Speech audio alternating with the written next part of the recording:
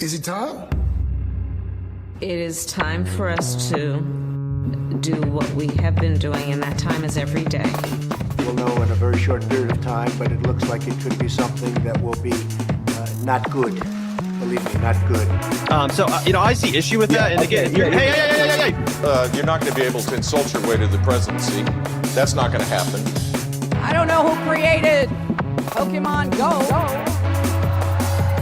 but I'm trying to figure out how we get them to have Pokemon go to the polls.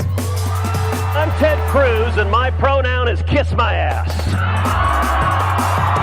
So when you think about it, there is great significance to the passage of time in terms of what we need to do to lay these wires, what we need to do to create these jobs.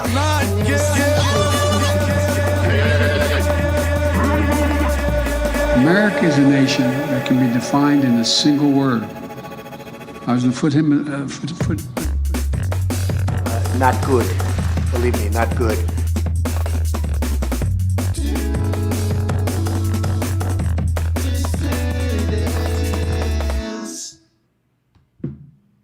What's up, everyone? A pleasant good evening. Welcome, dissidents one and all. This is the Do Dissidents podcast. My name is Keaton Weiss, here with Russell Dobular. He's got to unmute that microphone. You there? Beautiful. Hola, amigos. Hola. Thank you guys very much for being here. 230 strong. Please hit that like button. Hit that subscribe button. If you're over on Rumble, please hit that follow button on the lower right-hand corner of the screen. It's Russ and I tonight, and two friends of ours. You all know who they are. They are the co-hosts over at the Revolutionary Blackout Network, as well as our partners on the Post-Duopoly Show, which we co-host over on their channel every other week. We got Nick and we got CJ. Guys, good to see you over here in front of the parchment paper background. What's up, fellas? What's up? Good to be here. Good to be here. What's popping? My friends, my family. You know, it feels like family here, right? It feels like home. I hope so. You are at home. I mean, I was a little intimidated. I fixed the shelves because I knew you were coming. I mean, because it feels similar to me, right? It feels similar. It feels like the Post-Duopoly Show. The only difference is that you guys are in charge. You guys tell me to shut the fuck up now. now I toss to you. Now all right, I'm going to toss to you. Hang on, I'm going to toss to you. All right. No, a lot of fun. So, Nick, you have a show later on, so you're going to be cutting out a little bit early, but we still got some time. So, what do you got going on? Get your plugs in. Man, I'm tired of you guys yelling at me for missing Nick at Night, so we're not missing Nick at Night again. So, we're going to have Aaron Good on. One of my favorite people to talk to, Aaron Good, and we're going to have David Tabad on as well, who's fantastic. Left-wing activist, anti-war, been calling out the war machine for decades. So there's a claim that RFK is making that the CIA killed JFK. So we're going to analyze that, see what's true, what's not true. We and Aaron talked about it before, but it's really good to have David Tabad on. That's going to be at 8:30 Central. So I may dip out here a little bit early, but it should be a good time while I'm here, though. Absolutely, absolutely. We got a ton of stuff that we got to get to, guys. So we are going to jump right in. Before we do, book recommendation. Yes, I was just going to toss to you. Don't worry, I know what I'm doing. I got it. Yeah, I got it. Yeah, I know. Listen, man, you're all over the place. All right, yeah. You got the kids, you got the wife, you got the show, you got the driving, you got the pizzas in the car. Yeah, I got the pizzas in the car. Go ahead. Do your book recommendation. That fucking parakeet. Go ahead. Go. All right. So, because we're going to be covering Manson later, in keeping with our promise to pull a book from the shelf to recommend every show in honor of Leslie Van Houten's Parole. If you're interested in the Manson family, this is my favorite book on the subject. Yeah. The Family by Ed Sanders. It covers the stuff that's in Helter Skelter, but a lot of other stuff too, including Manson's connections to Satanists out in Topanga Canyon. Good stuff. Possibly Marianne Williamson. Yeah. Topanga Canyon. Exactly. I was going to say, she was paroled just in time. Marianne does need a new campaign manager, you know? So maybe she'll be able to get a job. I can't wait to see how long the next one lasts. What do you guys have? Over or under a month for the next campaign manager? Who knows? I'm gonna say over. I think I think this guy's probably in it till the end. I think by now she's probably found a loyalist that she'll just go in till the end, and the end might be sooner than we think, according to some of these revelations, which we're gonna get to in not too long. But I do want to get started on the important news of the day here. So the NATO summit took place over the past couple days in Lithuania. Here's NATO Secretary Jens Stoltenberg speaking yesterday about NATO membership for Ukraine. We'll take a quick look at this. NATO allies have delivered unprecedented support to Ukraine with more ammunition, more modern equipment, and more training to the Ukrainian forces. Today, allies have agreed a package of 3 elements to bring Ukraine closer to NATO. First, a new multi-year assistance program for Ukraine to enable the transition from Soviet era to NATO standards, training and doctrines, to help rebuild Ukraine's security and defense sector, and to cover critical needs like fuel, demining equipment and medical supplies. Second, a new NATO-Ukraine Council, a forum for crisis consultations and decision-making, where we will meet as equals. And I look forward to having the inaugural meeting of the Council tomorrow with President Zelensky. Third, we reaffirmed that Ukraine will become a member of NATO and agreed to remove the requirement for a membership action plan. This would change Ukraine's membership path from a two-step process to a one-step process. We also made clear that we will issue an invitation for Ukraine to join NATO when allies agree and conditions are met. This is a strong package for Ukraine. Yeah, seems like a pretty strong package for Ukraine. So I saw this and I think, oh shit, we're all going to die, right? How suicidally insane to even be mentioning Ukraine and NATO in the same sentence is an invitation for an extreme response by Russia and an escalation into World War III and nuclear war. I'm thinking, how could they be so crazy as to be so accommodating to Ukraine? But apparently it was not accommodating enough for Volodymyr Zelensky. So he puts out this tweet. This is translated into English. I'm thinking when they see this, what are they, fucking nuts? How can they give this guy so much? He comes out, we value our allies. We value shared security. And we always appreciate open conversations. Too early in the show to read the whole tweet like that. I'd kill my voice. But Ukraine deserves respect. Yeah, no, he's like the Mad TV version of Borat. Like if they had to recast Borat, if they licensed the Borat character to like a knockoff SNL, that's what he would be. But Ukraine also deserves respect. Now, on the way to Vilnius, we receive signals that the wording without Ukraine is being discussed. And I want to emphasize this wording only refers to the invitation, not to Ukraine's membership. It is unprecedented and absurd when there is no time frame for both the invitation and Ukraine's membership, and when instead some strange wording is added about conditions even for inviting Ukraine. He said we're going to condense it from a two-step to a one-step process. Like, how much could they give you? What do you want us to just destroy the whole world for you? Is that what you want? What would make you happy? It looks like there's no readiness either to invite Ukraine to NATO or to make it a member of the alliance. Yes, there was. That's exactly what he said. This means there is still an opportunity to negotiate Ukraine's membership in NATO. Uncertainty is weakness. And I will openly discuss this at the summit. All right, so I'm going to toss to you guys in a minute, but I think we should see the effect of that statement. Here's today, Joe Biden at the summit. Our allies agreed Ukraine's future lies in NATO.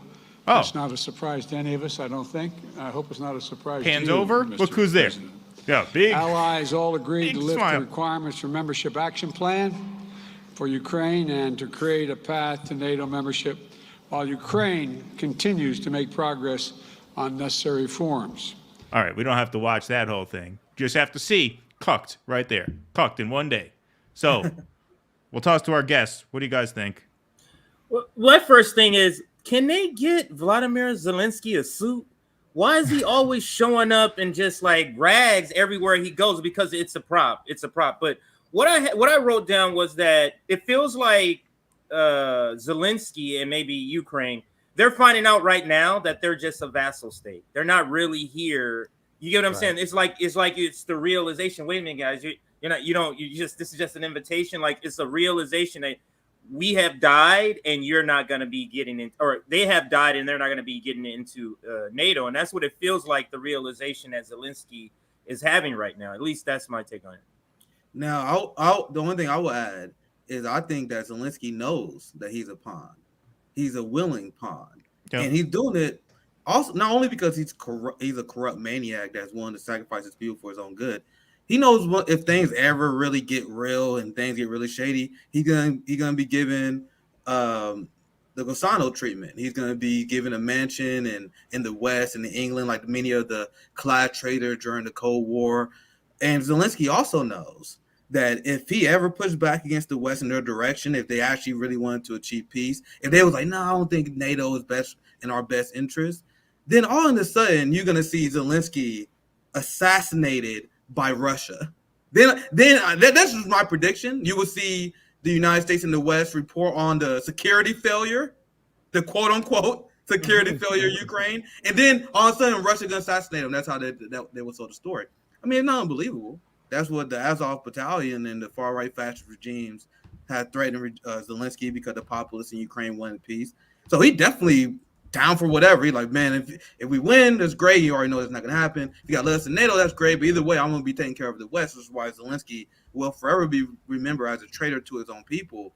And one last thing I want to say before I pass back to the panel, like when you see this talk regarding Ukraine joining NATO, that's literally only to put NATO, to put Ukraine and Ukrainians into more danger, because they want that floating threat that Ukraine is going to join NATO on Russia head so they can continue to escalate war. Right. Now, if you think about it, despite the mainstream narrative, Russia has been very patient, very fucking patient. I don't know if you guys remember this. I reported this on RBN over a year ago, where Russia said that if Sweden and Finland joins NATO, nuclear option is on the table. Right.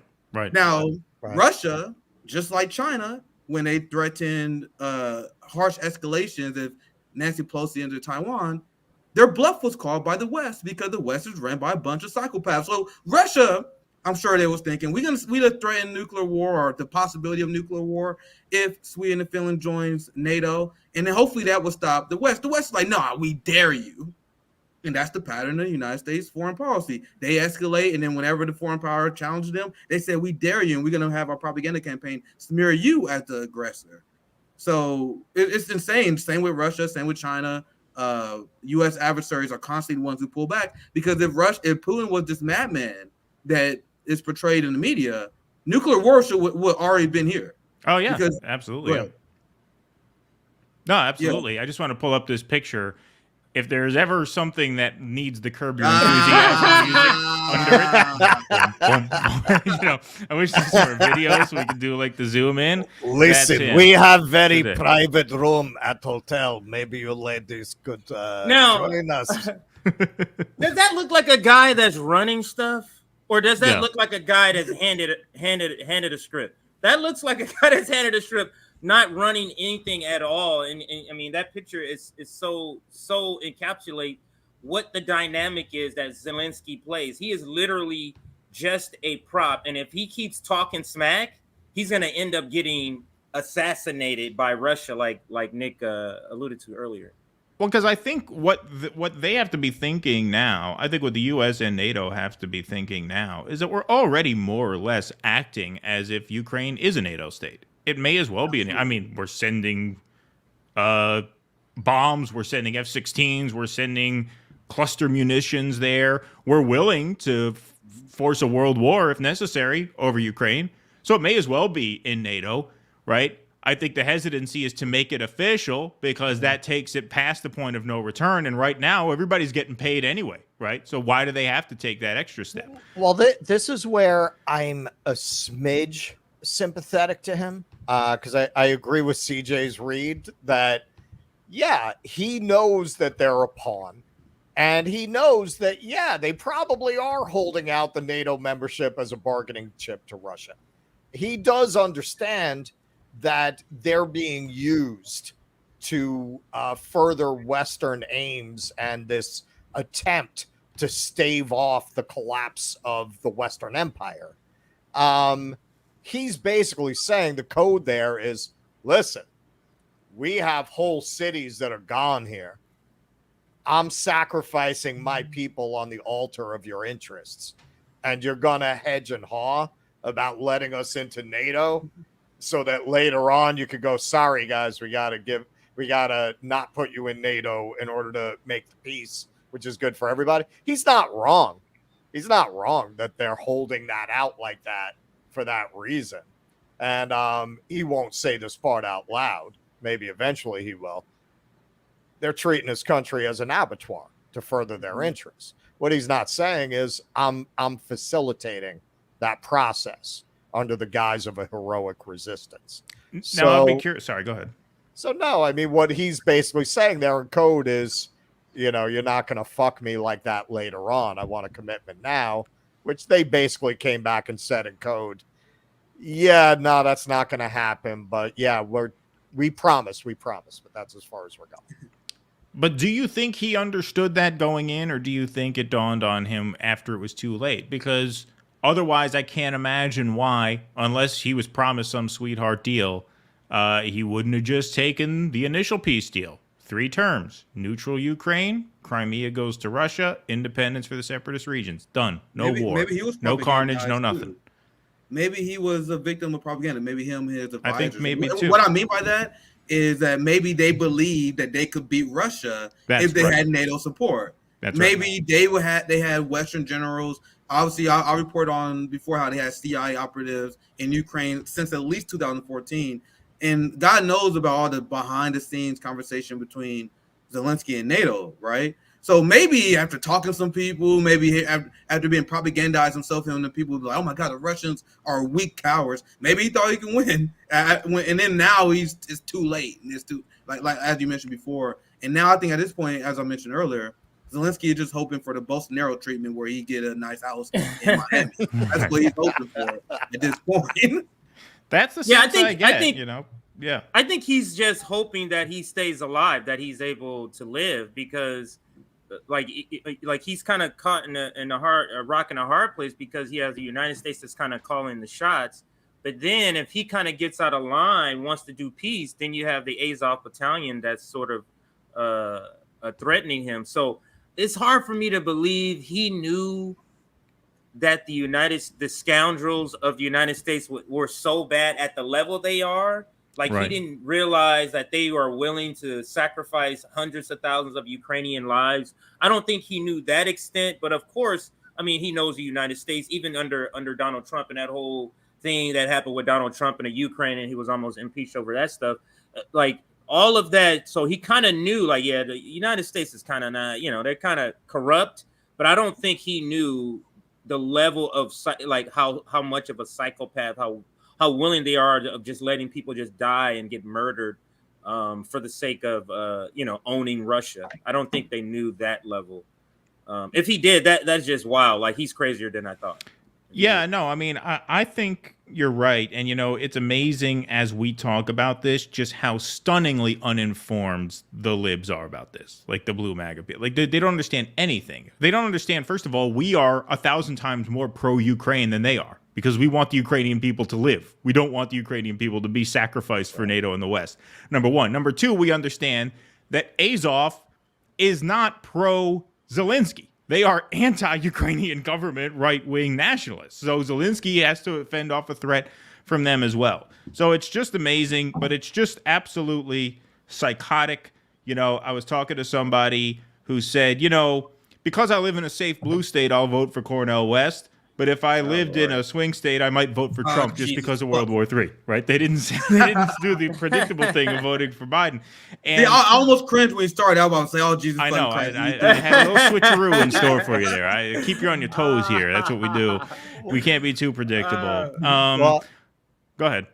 Also remember, if you're in the most corrupt country in Europe, and the United States says, "Oh yeah, we're going to back you to the hilt," these guys are like, jackpot.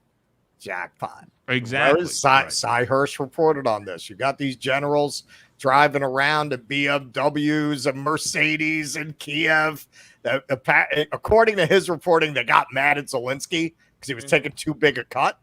And if none of that is true, then why did they get so indignant at the idea of being audited?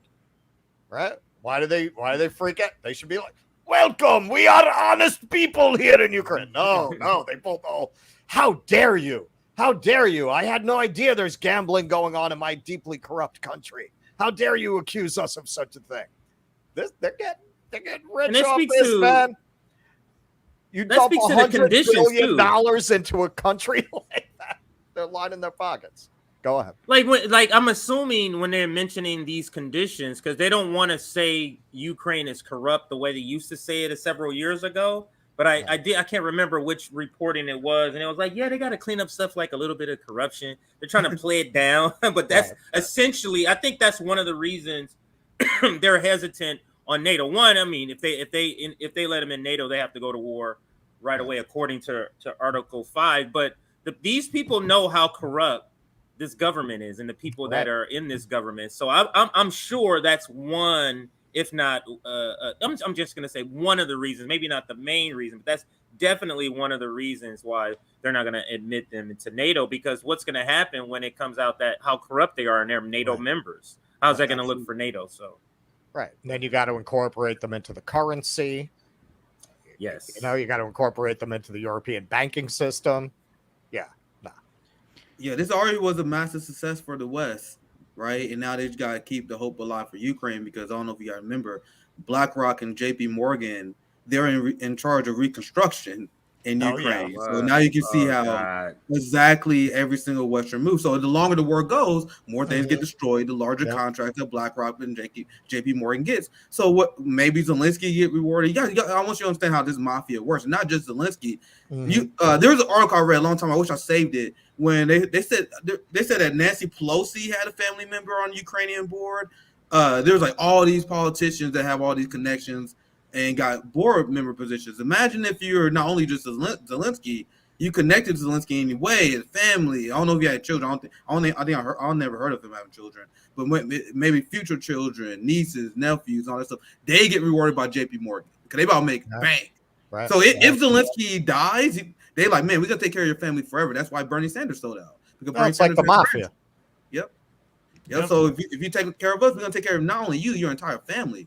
And this is something I say regarding Bernie. Like, that's why Bernie sold out, because Bernie has grandchildren that he loves. If he get ostracized, everyone in his family get ostracized. So Bernie sells out. So his future kids and future family has operations. So that's just another element that we need to analyze regarding Zelensky. Like, we got very, very powerful men, like the level of power that most people can't even comprehend. Right. JP Morgan, BlackRock, and the military-industrial complex. If you take care of them, he's just banking on them taking care of himself as well. But go ahead, guys. All right. Well, I'm a little exhausted. That was a lot of substance to talk for tonight. Why don't we spend the rest of the night doing what we always do, which is bullshit about other YouTubers? What do you guys think?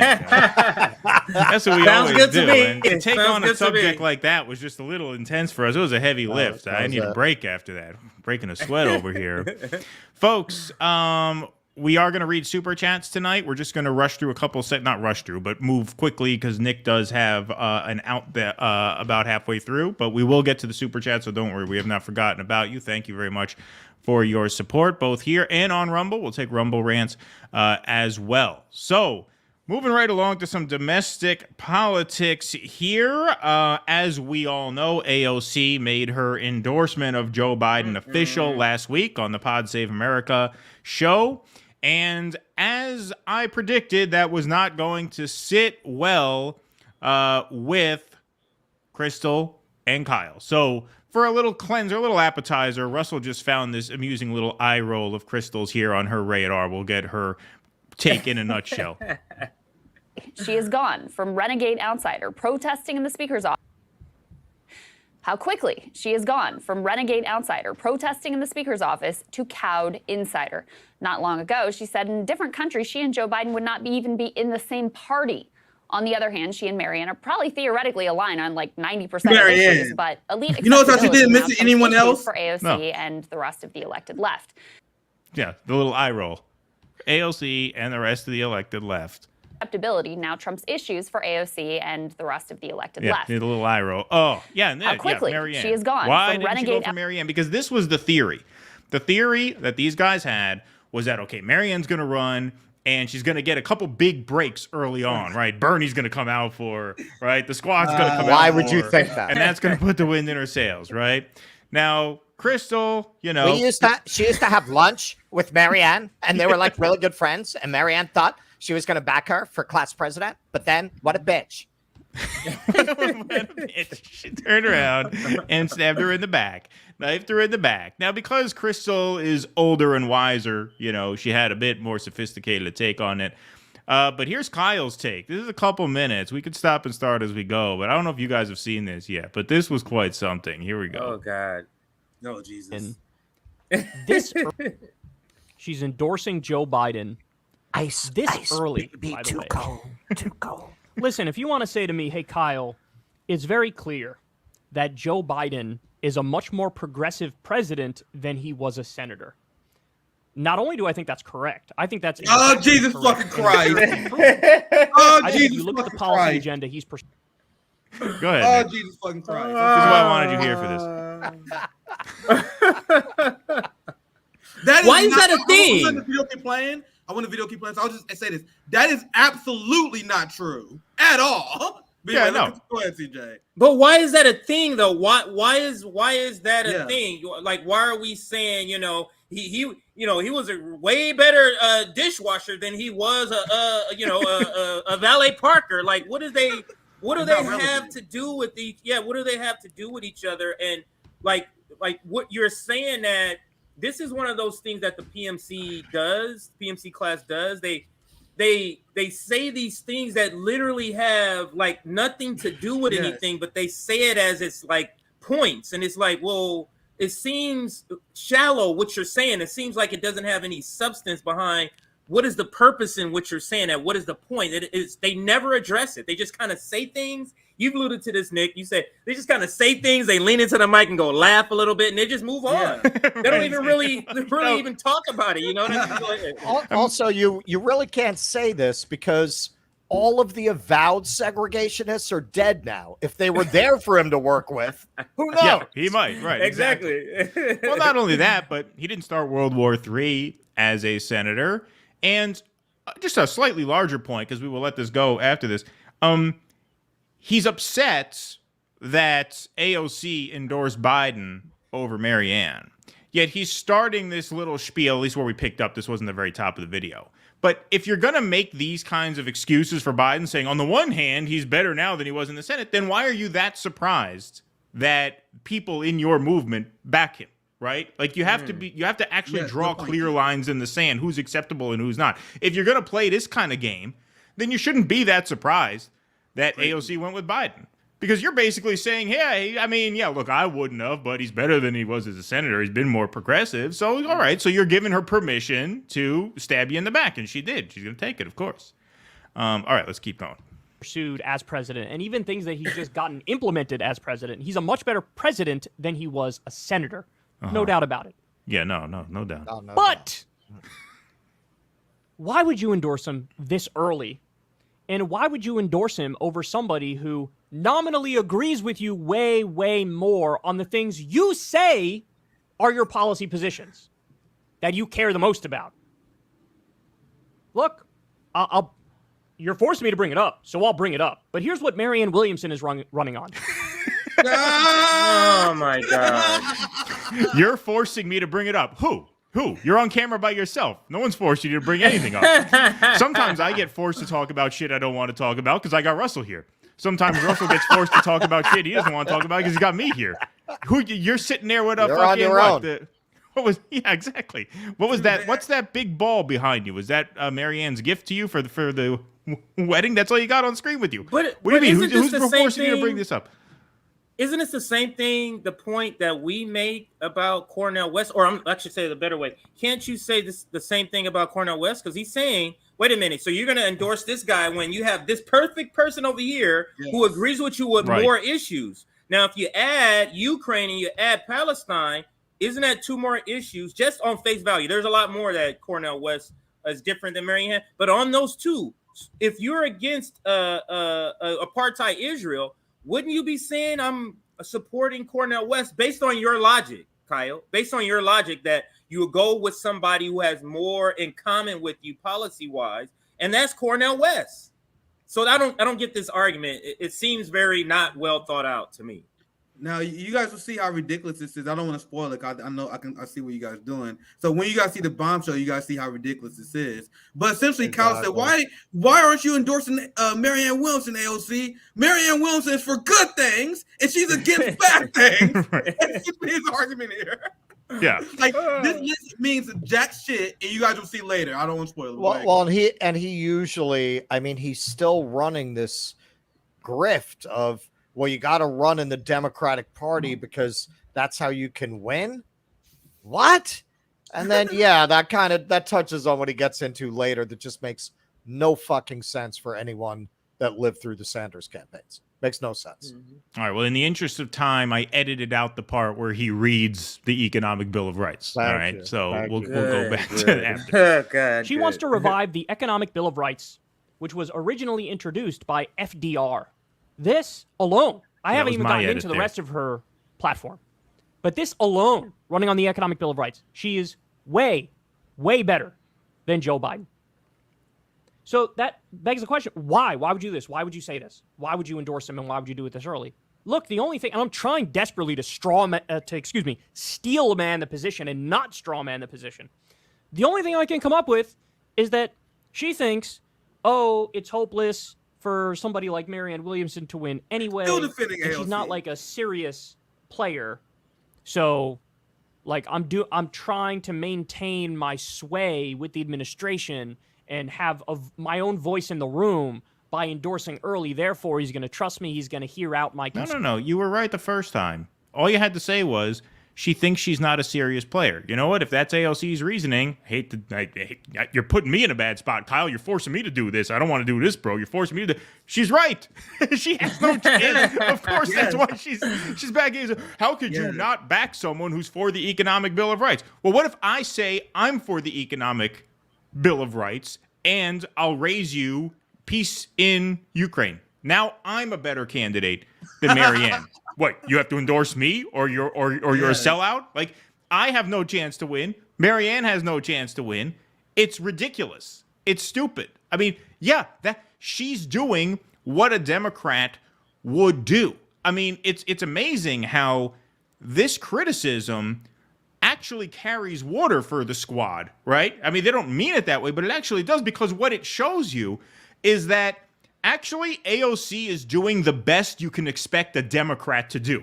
Now, it's an indictment of the Democratic Party, but that's basically what he's saying here. Yeah, that's the best a Democrat can do, which is what I say. And actually, Sam Cedar made this point, oddly enough. You know, when he was confronted about why he still supports AOC, he was like, listen, when AOC got elected, my only expectation for her was that she'd be marginally better than Joe Crowley. That's it. That's all I ever expected of her. So if you expected better, then maybe you were the one who had the rose-tinted eyeglasses on. And, you know, I mean, you can't really argue. But that's the point he's making here without realizing it. Well, see, that's... Go ahead, Nick. I apologize, Russell, but the thing is, look at Sam Cedar's quote. Who does that mindset serve? He's saying, well, if you actually expect good things of AOC, that's kind of your fault. How does that mindset benefit the left? No, well, it doesn't benefit the left, but it... Not only that, he's factually wrong because he's just dismissing the con job that she did. Do you guys imagine remember all the compilation videos of AOC promising stuff, saying that she's going to be a one-term congressperson? Jimmy Dore plays this stuff all the time. So Sam Cedar's saying, it's not a big deal that she conned you. He's wrong to be okay with it. Don't get me wrong. I'm not saying he's right to not care about it. Yeah, for sure. Yeah, I hear you. But he's right in the very technical sense of, like, Democrats are not going to do anything to jeopardize their party. And if you expect more from Democrats, then you're barking up the wrong tree, which is the realization, oddly enough, that the post-duopoly people have come to. The only difference is we take that as our cue to get out. Right. Whereas he takes it as his cue to stay in. See, that's the thing. You're right. That's an honest argument. This party sucks. The people in it suck. The system sucks. I'm staying. That's Sam Cedar's argument. Right. Our argument is, we're leaving. Well, no, I know. But then they don't take it to, so of course people are fleeing this party and refusing to support it. And of course, Cornell had support out of the gate. As soon as they're confronted with the consequences of what they're saying, no, fascism. We got to fight the fascism. Like, hey, man, okay, you want to make that assertion, you're technically correct, but then you need to take what comes with it, because you're telling people it's a failed system. So why would they continue to invest in it? How can you not only expect that of people, but get indignant when they tell you they're not going to invest in it? And Nick and I, we actually covered Marianne a lot, even before she announced. And we said this a long time ago. I think it was after her interview on RBN. We said, like, what are they going to do when Bernie Sanders and AOC support or endorse? We knew this was going to happen, that elected progressives cannot support her. They can't support her. They have to support Joe Biden, and we knew that was going to come. And it speaks to this part of her even running. Like, they want us to be, the professional managerial class wants to keep doing this same sort of game, and they want us to be invested and go through the same emotional roller coaster all the time. It's like, no, we're not doing this anymore. Like, we're supposed to now be upset that Bernie Sanders and AOC did not endorse her when we said this was never going to happen. So we can get upset and get down again and be like, man, they're doing this to us again, and go through all those emotions. Like, no, we're not. We're done with that. Go ahead. To your point, CJ, and I'll pass back to Kean, is you got to see how it's on schedule. And I can't emphasize that me and CJ predicted this months ago. We asked this question: what happened to Bernie and AOC don't endorse? But that's a question that Kyle Kalinske and many other Marianne Williamson supporters wasn't asking, because they're dragging their supporters along a storyline. There's a certain point that we're not ready for the Bernie and AOC twist yet. And then the next step is when Marianne Williamson had to drop out, or when she felt there's no debate. There's always these next steps that they're planning, but because they plan on financially benefiting workers as they bring them along this path. But go ahead, kid. Well, yeah, no, that's what we've said all along, is that this is for their show, right? This is following the season arc. It's 2016, it's 2020, now it's 2024, right? Kyle's a pro, Krystal's a pro. They've been on this rodeo before, right? All right, let's let this keep going. Hang on. Our depraved audience have certain expectations. Oh, that's right. Replay that. Once we reach 666 in the chat, that's our tradition here. Sorry, I almost jumped the gun on that. Here we go. Therefore, he's going to trust me. He's going to hear out my concerns and criticisms and policy agenda more. The argument that she's not serious, this is the exact same thing they said about Bernie Sanders, even though Bernie Sanders was senator for a very long time. She wasn't. Because it's not actually about whether or not you're in. You just dismantled your own argument. I'll let it play. Sorry. No, they said this about Bernie, and he was a senator. She's not a senator. So why did they say the same thing about her? She's a half-assed LA guru peddling books for the last 30 years. She's way less serious than the guy they dismissed as unserious. I can't imagine why they'd call her unserious. Right, exactly. Guys, this dumbass has a she is someone that L. Ron Hubbard considered unserious. L. Ron Hubbard. This dumbass has 1 million subscribers, guys. You guys want to wonder why the state of left in America is so weak? This guy has 1 million subscribers. I know. Look at those plaques behind him. Look at those plaques behind him from YouTube. YouTube, where's our plaque? We should get a fucking plaque. Here's a fucking plaque. For showing up. Yeah. In government, I want one of those senator, participation whether you were trophies. governor, I keep hearing about. whether you're a big business name. It's not actually about that. They're going to say you can't win, you're an outsider, and don't waste your time the second you deviate from establishment conventional wisdom, which is, hey, the status quo is largely awesome. We'll take some tweaks around the edges, but that's it. So when somebody comes in really trying to change the system as an outsider, of course they're going to smear you. Of course they're going to disrespect you. Of course they're going to swat you aside. And again, it's such a defeatist and annoying attitude to act like, well, she has no chance. When people said that about Bernie, too. And what are we all saying? He didn't win. He didn't win. They were right. They were right. He had no chance because they were never going to let him win. Like, dude, this motherfucker be talking and he will debunk his argument literally the next sentence. It's unbelievable. It's unbelievable. It's just crazy. It's just fantastic. Marianne Williamson. All right, so that's part one. I did clip a second part of this because you guys, we all remember here, when she first said she was running, there was all this talk about a dirty break and what will you do if you lose the nomination. Yeah. Kyle and Krystal even asked her, will you endorse Joe Biden? Will you run third party? Will you withhold your vote? Right? The Vanguard guys said she's going to do a dirty break. Here's Kyle saying if AOC endorsed Marianne in the primary and then Biden in the general, this is how he would react. So again, these are the guys who started this by saying, hey, maybe she's going to do a dirty break and pivot to a third-party run. This part's short. Now, if AOC had endorsed Marianne Williamson and then gets to the general and says, look, I need to defeat Trump, I need to defeat DeSantis. They are such a gigantic threat to democracy and stability, and their agenda is so reactionary and so extreme, I'm going to endorse Joe Biden again to beat the Republican. Very few people would have a problem with that. And the people who do have a problem with that have brain worms, right?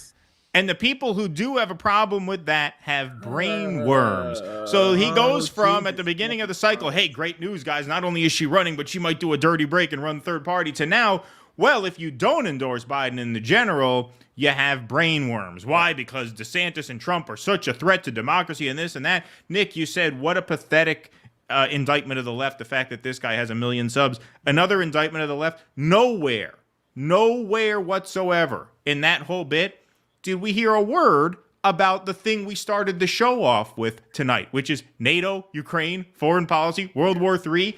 These guys live in a world where that is not happening. It does not occur to them. Brianna Joy Gray interviewed Baskhar Sunkara, who wrote that ridiculous piece in The Nation that we covered. I know you guys did too. In his whole interview, not a fucking word about the war, about Ukraine, about NATO. None of this. The biggest story of my life, one of the biggest stories of our lifetime, not mentioned. That's crazy. But go ahead. Sorry. Yeah, no, they have no analysis of it, which just shows how superficial all of what they stand for actually is. It's all virtue signaling about Medicare for all and free college and things like that. Like, our politics has drifted so far away from those things being actually possible right now that, like, Medicare for all, free college, that whole Bernie platform may as well be on the lawn sign. You know, the lawn sign thing that people put up, love is love, science is real, this is that, right? All the guilty white liberals put it on the lawn in front of their $400 house to virtue signal what good people they are. That's what the Bernie platform has turned into. And part of the reason it's turned into that is because there is no critique of empire that goes along with it. You have guys like this just talk about, yeah, well, she's for an economic Bill of Rights and Joe Biden's not, so what's the problem? Well, Cornel West is for that same Bill of Rights. He's also for disbanding NATO. You're not getting an economic Bill of Rights until you disband the American empire. And forget it. Whoosh, right over their head. All of these people. It's because they're this social democrats or democratic socialists there's never a critique of capital, because capital is why they're in the petty bourgeoisie, and they don't want to tear that down. So there's never going to be a critique of capital in that way. But that is the reason why they'll never fight, because they don't want to critique and go after capital in that manner. It'll never be a fight to actually get those things, which is why I always say it's problematic to have people have the mic. The people who have the mic should be the people who have the least amount of things. So if you have the mic and you have, you got $1 million home, you got healthcare, you got this, you having the mic is problematic, because you're never going to be telling people to get out in the streets and sacrifice stuff, because you're not willing to do that. So it's problematic that actually, let me make this point before I go to that second problematic point. What's disturbing in this clip, that this last part, is that he's saying Kyle is saying it's okay. Nobody's gonna be mad if in the general, like when it matters, you're like, oh, I'm gonna do Joe Biden. In this primary, when it doesn't really matter, oh yeah, you must vote, you must support Marianne Williamson in this fake contest. But when we get into the real contest, nobody's gonna be mad if you support Joe Biden. What is that saying? If you're saying a person who doesn't support Joe Biden would have brain worms, what are you saying about your own sort of support of Joe Biden? Right. Like, what are you saying? What is that saying? Go ahead. That's a great point. I want to make a point, because you see how in at RBN we make the point that people like Kyle and these social democrats are the biggest defeatists in politics. You mentioned how he said it's so defeatist to not endorse Marianne Williamson for whatever reason. You guys know that their nihilism is why they don't talk about foreign policy, why they don't care about foreign policy, because their mindset is, what's the point of talking about that shit? It's never going to change.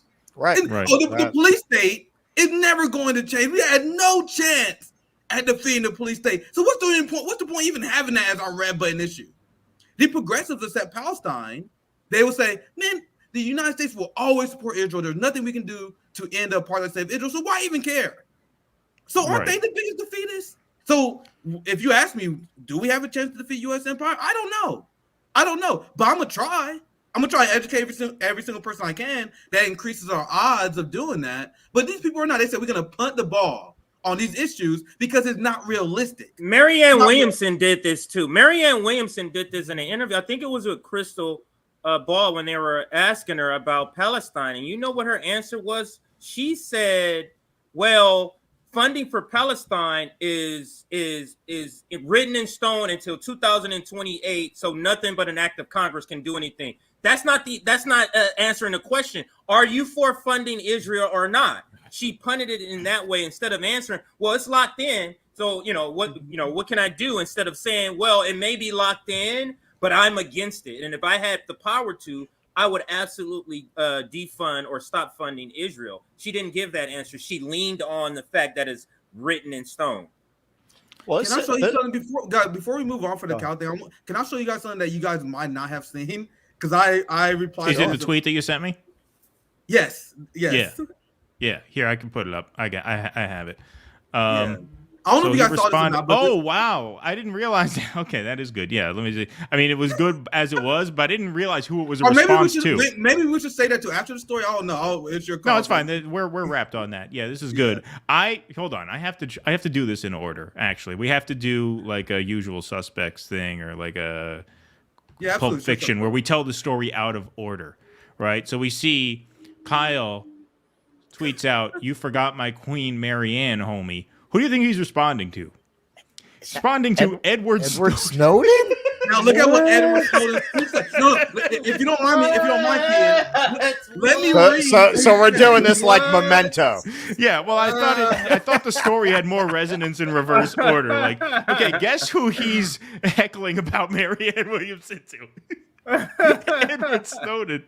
Yo, man, that bleach went right into his fucking brain. Remarkable how in every electoral cycle, this is Edward Snowden's tweet, major newspapers seem to produce the least reportage on the most interesting candidates like Cornel West and RFK Jr., yet squander miles of ink regurgitating the vapid press release of even the blandest cookie-cutter corporatists. He was upset that Marianne Williamson got left out of that list, I guess, of most interesting Edward candidates. Snowden praised Cornel West and RFK, and left her out. Then says, "You forgot about my queen, Marianne." Throwing a temper tantrum. This guy throws a temper tantrum at everybody who did not prop up Marianne Williamson. This is beyond embarrassing. And I want to bring this up on your show because I'm not gonna be able to cover this today. And I really want to. Yeah, no, that's Marianne. Great. The mindset of calling a grifter like Marianne Williamson who's looking for power your queen. Like, that's the mindset that Kyle Kalinske wants to imprint on the working class, on the left that we call millionaire right-wing queen. Like, mindset he wanted to imprint on Edward Snowden. He thought that was worth bringing up to Edward Snowden. Jeez. Edward Snowden's response after that, and Edward Snowden, he's not paying attention to this shit, but they prove our thesis correct, right? Because their thesis was that go back to the tweet if you don't mind. Their thesis was Marianne Williamson should run as a Democrat because she ran as a Democrat, she would get more attention, right? That's their theory, right?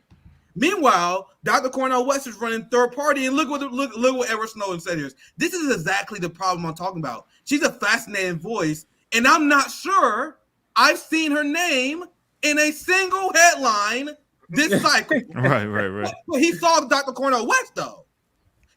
So this is our point. Exactly. Dr. Cornel West is getting more coverage running as a third-party candidate than Marianne Williamson, to the point where Edward Snowden never seen a headline about her. Right. But they think running as a Democrat is more effective. But I appreciate you guys for showing that for me. That's an unbelievably funny tweet. Absolutely. No, thank you. If you're gonna let your woman tell you to do that to your fucking hair, what kind of man are you? I'm sorry. Come on, man. That was his idea. Come on, man. You know she told him to do that. This is too much. All right. Nick, I know you got to go in about 15, 20 minutes or so? About 15 is good. Yeah. Okay, cool. All right. So I'm going to go a little out of order since I know you guys covered the Marianne Staffer thing last night, but I want to get your take because you haven't seen, or at least you haven't covered it to my knowledge, the Brianna Joy Gray versus Baskhar Sunkara thing. So here is Brianna Joy Gray interviewing Baskhar Sunkara, president of the nation, who co-wrote an article recently entitled Cornel West Should Run as a Democrat. Here is a few minutes from this conversation.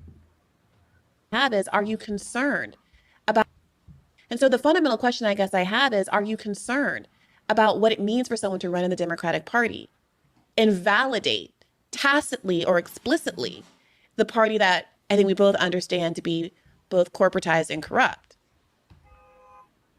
Well, I think Bernie Sanders in practice did change a lot of American politics in his two runs. He established that there was a left opposition to the establishment. he associated us with. He established that there was a left opposition to the establishment. Wonderful. That's great. It's great to know that 7 years later. Camped out in Zuccotti Park for 59 days who did that. Yeah, right, exactly. And that was a few years prior to that campaign. But again, this is Baskhar Sunkara, president of the Nation now, founding editor of Jacobin magazine, just like Kyle, just like Krystal, just like all the democratic socialists, progressives, just living in a world where raising consciousness and changing conversations about domestic policy is a win. It is a win if you peddle magazines to intellectual PMC democratic socialist progressives. Like, this guy's a magazine peddler. It's so obvious. And if you think Kyle contradicted what he was saying in his own sentences, wait till you hear this. Some key issues like Medicare for all, like a expanded minimum wage, like unionization, like a more progressive foreign policy. That Henry Kissinger moment during the debate that I mentioned before. What's that, Nick? I want the video to keep playing, but he said a more progressive foreign policy. Like, he's just making up political fan fiction at this point. Like, and that's what they do. But I want the video to keep playing. Well, that was an area that even those who supported Bernie Sanders always said he really had no articulate vision of. It wasn't a subject he generally got into. That's why the sort of disciples of his movement have that blind spot, because he had that blind spot. That's a good point. Yes, it's a good point. That Henry Kissinger moment during the debate that I mentioned before. I mean, that really, I think, was part of this message that we're different than the rest. That Henry Kissinger moment in the debate, he's referencing the line where Bernie said, "Henry Kissinger is not my friend, and I'm proud of that." What was that? 8 years ago now? What was that? March 20? That's the victory, his victory right? For the workers? His victory for the workers is Bernie Sanders just having a viral moment in a debate. This is unbelievably terrible. But sorry, go ahead, Ken. No, I mean, here, we'll keep going. The DNC, I think, was unable to stop him from getting those messages out, was unable to stop him from... They were unable to stop him from getting the messages out. They stopped him from winning. They stopped him from implementing anything. What, you're saying because they literally didn't put a ball gag in his mouth and chain him to a radiator in fucking John Boehner's basement that he beat them some way? Like, they were able to kneecap him just fine. They couldn't stop him from getting the message out. What does that mean? They couldn't stop him from talking? Yeah, point. Yeah, you can have that point. He was able to talk and get the message out to people like you, so that 7 years later you can wax nostalgic about his Henry Kissinger line and cite that as some embrace of a progressive foreign policy agenda, which he never really had, and use that to try and sheep herd people into another Democratic primary campaign, because this conversation took place in response to his article, "Cornell Should Run as a Democrat." Getting second in both races. Obviously, Obama's intervention plus the DNC was a decisive factor in 2020.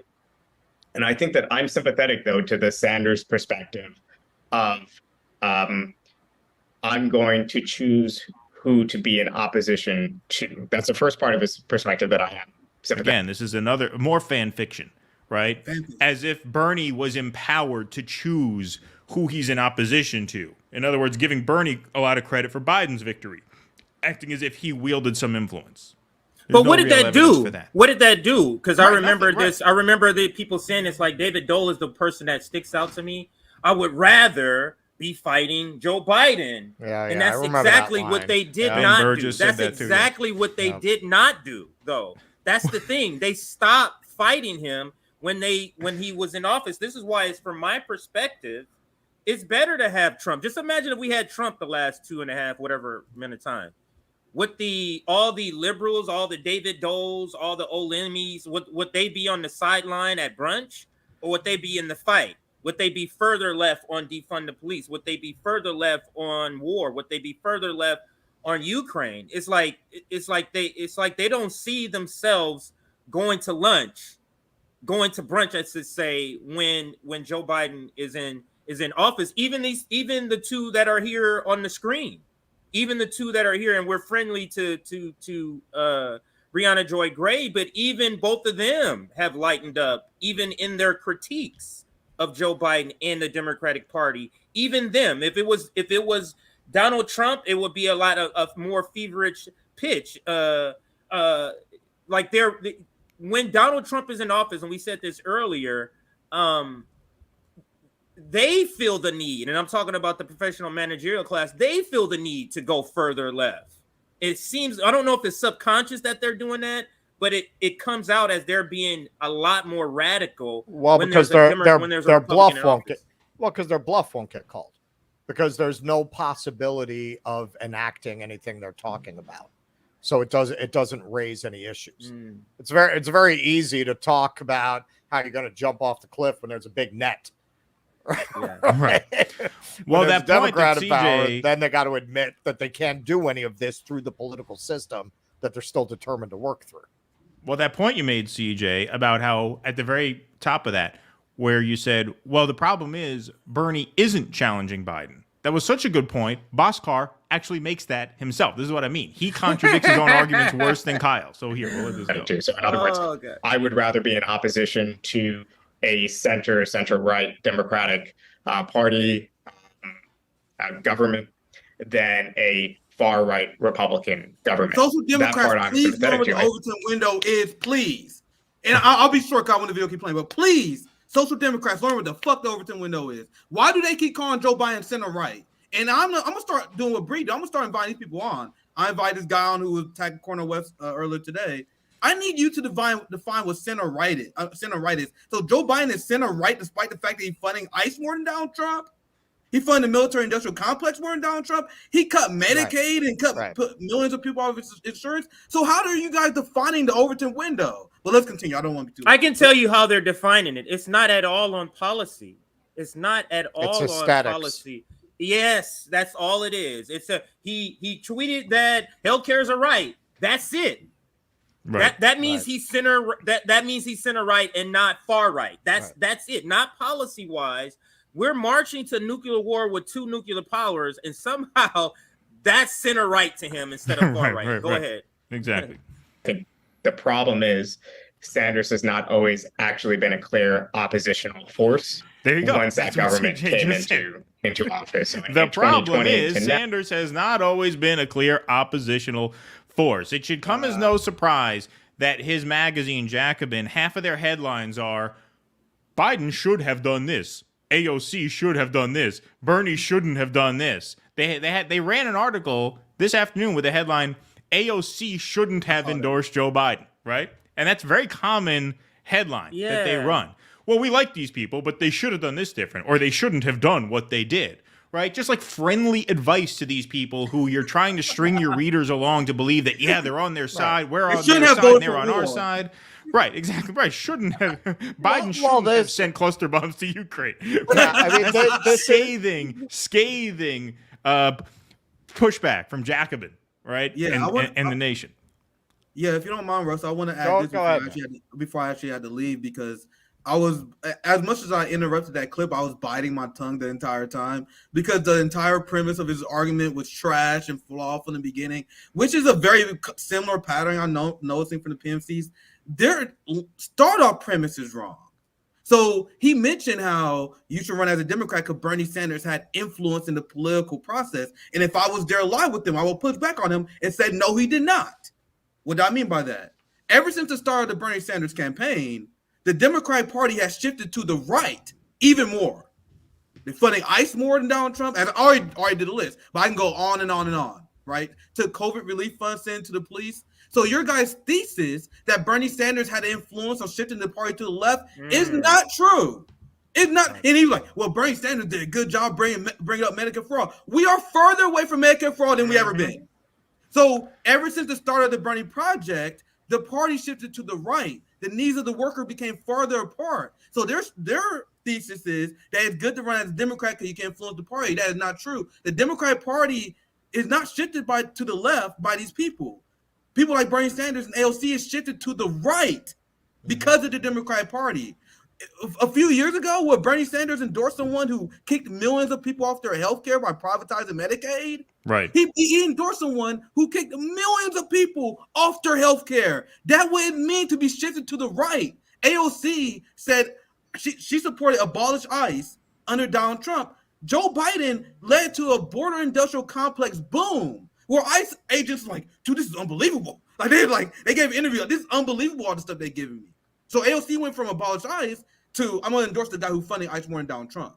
You see how they get shifted to the right? This alone dismantles his entire argument. Yeah, no, Brie actually made that point later in the interview. She says, as you absorb into the Democratic Party, right, that resistance softens. You become less oppositional as time goes on, not more. But what Bernie has done for Baskhar Sunkara and for Jacobin, and to a lesser extent, but to some extent certainly for the nation, is he's created some themes for which they can base their magazine on. I mean, it's not much different from what Kyle did with the Marianne. Use the Marianne campaign to juice YouTube subs. This is use the themes of the Bernie campaign, the push for Medicare for all, the push for unionization, the push for free college. Use those to write and sell articles and magazines and online subs and things like that. This does not mean that those are not noble goals, but what it does suggest is that he is embracing this decades-long, quote-unquote, struggle to achieve these things. It's really a struggle on his part to sell magazines, right? I mean, that's what it is. And if you convince yourself that this is a long game and we have to work within the system, that's how you maximize readership, because people who read The Nation, yeah, they're progressive, sure. They're to the left of Joe Biden. But at the end of the day, they're Democrats. They're liberals. They're afraid of Donald Trump. They are not going to go there. And he's not going to go there. That came through very clearly in that interview. It came through very clearly in the article that they just put out. I think it's similar to them asking for Crimea in the negotiations of peace. It's something that is just out of bounds. Out of the question. Right. It's out of bounds of reality. So for them, this is about their livelihood. We have to understand this is not about their strategy is guided by their livelihood. So how they're determining what to say to do is guided by how they want to make money or how they want to keep making money in the way that they have. Now, think about this. If the left was to move away from the Democratic Party, what would Jacobin write about? Exactly. What is there to write about? Who's their readers? Like, who would be their readers, Jacobin, the ones they've established already? It's not like they've established this, like, far left radical group. They've cultivated a audience that are Democrats, but Democrats who think that the Democratic Party should be better, and then that's it. That's the extent of it. So they can't come and say, hey, guys, Democratic Party is never going to be good. Let's do this. And wait a minute. They can be good. They can do this. We can. Look, we used to be FDR. Let's think about what we can, the positive. They've cultivated this so they can't leave it. And we spoke about this, Nick and I. This is the Bernie Sanders industrial complex. And I guess, how do you say his name? Baskhar Sunkara, yeah. Yeah, Baskhar Sunkara, you said his name right. Yeah, no, yes. This is really about keeping themselves relevant, because without if this Cornel West, for example, why do we need to go listen to Circular Talk? Why do we need to go to Majority Report unless they're talking about Democrats? If they're talking about Cornel West, that's not my number one place to go and hear them hear about Green Party. It's not these channels. So yeah. Nick, you got any final words before you got to sign off? I know you got to sign off in like 2 minutes. My final word I would say is that Russell's radar was way better than Krystal's. Thank you, way better. That radar was fire. But anyway, you guys gotta have me back on. This is extremely fun. I'm mad that I was double booked, but definitely this. No, it's okay. We just changed our schedule from Thursday to Wednesday, so that's probably why I was a little confusing. But it's all right. No problem. Yeah, it's all good. Just feel free to invite me on anytime. This is a very fun show. We part of the post-duopoly community. So make sure you guys stay tuned, and you guys can check out Nick and Knight on the replay. Much love and appreciation for you guys. All right, thank you, Nick. We appreciate you, man. See you guys. I haven't seen this interview, and now I'm thinking I have to go back and see. Sometimes, I stay away from certain interviews. I'm like, man, I really don't have time to add another story. So I just didn't even watch this video because I knew I would not have time to cover it. But now that I'm hearing this guy talk, because I really haven't heard this person talk in long form. I've never heard him. I just hear people kind of refer to him, but he is. It sounds like he is pivotal in influence in the professional managerial class. And wasn't he part of the Bernie campaign also? Wasn't he like was he the one they threw under the bus? Was he the guy that was the guy? That was AOC's campaign manager, I think, or chief of staff. Okay. No, CJ, when I tell you this was torture to watch, I called Russell at like 4:30 in the afternoon because we were going to cover this. I must have watched this thing like 3 times trying to figure out a piece that was interesting enough to watch because the interview itself was so fucking boring. They were both long-winded. Brie had to be because she was making a point. It's a long-form podcast, so it's different, right? But it was so boring. I'm like falling. The first time I tried watching this, I literally started dozing off. And so I had to turn it off and come back. But yeah, it was tough. It was very tough. These people are the socialists in a Woody Allen movie. That's what it is. Yeah, that's who these people are. I can't go to the party again with your cousin Myra and the socialist. He always corners me and wants to talk about AOC. That's who these people are. The PMCs don't mind them. They're an interesting little artifact at the cocktail party and the weekend at the Hamptons. Oh, he's the one at the Nation. Yes, talk to him. He's very interesting. As long as they don't take positions that are uncomfortable for them. That's the world that they live in. They live in a world of privilege. Most of them live in a world of wealth. And their social set are mostly just virulent capitalists who don't mind them because they're amusing to have around. They're cute. And they don't really mean anything. And they have a very respectable PMC job. They're editors of magazine, or they write for a magazine. Jacobin and the Nation. He's over Jacobin and the Nation. He founded Jacobin. He was the founding editor of Jacobin. Now he's president of the Nation. So I don't know to what extent he's still involved with Jacobin. I'm assuming he still has some input. I mean, it's his baby, basically. Mm-hmm. I mean, it's weird. It's like this whole thing kind of went away for a while, and it's back. Like that's why I think of these old Woody Allen movies, because in the 70s, which is kind of a similar period where you're coming at, it's this period after a radical movement, and the world that he's kind of describing is a world of all of these pseudo left privileged intellectuals who read magazines like Jacobin. Only back then it was Dissent magazine they would read, and the conservatives were reading Commentary, and Woody Allen would always be referencing these in his movies. It's like Jacobin, the Nation. It's that has come back to us. And these types have returned. You didn't really see types like this too much in like the 90s. Well, no, Bernie brought them back. And now in the post-Bernie era, they're very useful for the Democratic Party. This is a point that Jimmy Dore has made. This is a point that our old friend Alan Howell has made back in the old days when he was doing his YouTube show. Russ, we used to go on with him a bunch of times. Like, these like progressive left-wing DSA types are very useful to the Democratic Party because if they weren't there, then your only options on offer would be like Pod Save America and us.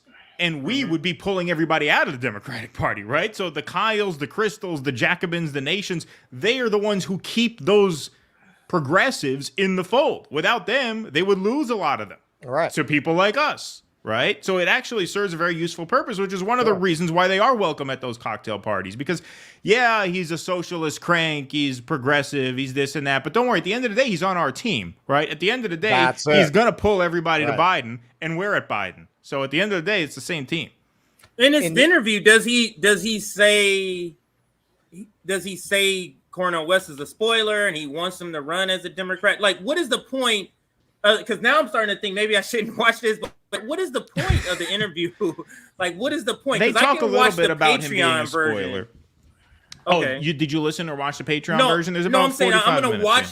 No, I'm going to say no. I said I'm going to watch the Patreon version, so I'm going to watch the longer version. I'm just curious to what are they marketing this as a debate? Like it's kind of a debate, I guess. Yeah, I mean they put out the YouTube clips programming it as a debate, but like I said, he debates himself. He says, "Well, it's great that Bernie wanted his enemy to be Joe Biden, but now he's not treating it as his enemy." And Brie would be like, "Yeah," like she spent a lot of this time saying, "Yeah, exactly," because he would contradict himself with the point. And this is why their headlines are like that. This is why their whole angle is we're giving friendly, cordial advice to these, progressive allies of ours who just don't know strategy yet, right? They give them the benefit of that doubt, and it's all, very cordial, same team, because at the end of the day, they are on the same team. Well, they needed the Bernie campaign to rebrand the Democratic Party with these younger, more diverse so-called progressives who came in. The squad helps them to carry it forward into the next generation. And that they can't keep running guys like Biden. They need to be able to say, if you're not going to actually meaningfully create progressive policy, all you have is identity politics. At least you got to be represented by diverse people, right? That's what they got out of the Sanders campaign. Exactly. All right, let's take some super chats here, folks. You can go to patreon.com/DoDissidents and help support our show. When you sign up at patreon.com/DoDissidents or DoDissidents.substack.com, you get call-in access to these live streams, as well as access to our Patreon and Substack exclusive live streams, which take place over on Rumble. Those are private links that we send out exclusively to our subscribers twice a month. We are finalizing the date for our next one. We're looking at next Thursday, I think, Russell. That's our tentative date, a week from this Thursday, so a week from tomorrow, be our next patron-only stream. But we will finalize that in the coming days. Let's take some super chats, shall we? Thank you very much for these. These help keep the show afloat. Pat Donahue, let me guess, Kyle and his mom are bummed at AOC for all the wrong reasons, re-endorsing Biden, as in she ignored their lunatic candidate in the process. Well, yeah. Well, nailed CJ, that's what struck me as such a great point you made. It's like, if Kyle is saying, well, at the end of the day, you have to endorse Biden, then this indignity or this indignance that he is expressing about why didn't you endorse Marianne, it's all just a show, because at the end of the day, he knows as well as you know that you're going to have to endorse Biden anyway. So, like, what is he's so upset that you didn't participate in this charade of his where we're going to pretend to get involved with Marianne? Like, I never thought of it that way, but that's a good point. Yeah, for sure. Abiding, thanks for the 99 cents. We appreciate that, my friend. Oh, yeah, look at this. Dave, this was a while ago. Did you all see that Baskhar Sunkara interview with Brianna Joy Gray? Well, obviously we did, sir. Thank you very much for that. We appreciate that very much. Next patron scroll coming up here. Let's go back to the super chats here. It's hard for me to watch some of this stuff sometimes. Like, after covering it so many times, it's hard for me to keep hearing different people say the same BS. So I haven't, in particular, on bad faith, I haven't watched a lot of the latest things. I just can't keep hearing PMCs in this. And it sounds like I was right. Even with this interview, I can't keep hearing these PMCs talk about the logic that they have. Just doesn't make any sense to me. But anyway. Do you find you keep thinking you can't be shocked anymore? And they managed to shock you? They do, yes. That's what happened to me with that Kyle clip. I was like, are you fucking serious? He actually said this? Like, how low can you go? You keep thinking that they've hit the bottom and they burrow deeper. Right. Exactly.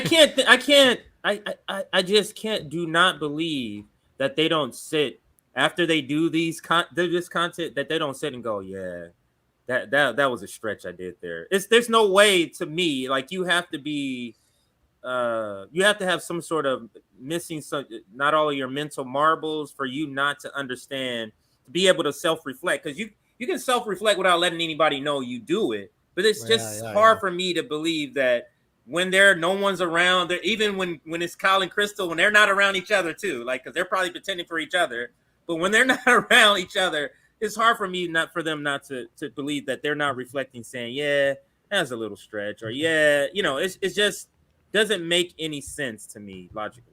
Well, the Marianne thing especially, like, some of these people really do believe that, like, their ideology is right. I've interviewed a lot of Jacobin people. They're nice, but they're in their own world. When you're in your own world, you can convince yourself of a lot.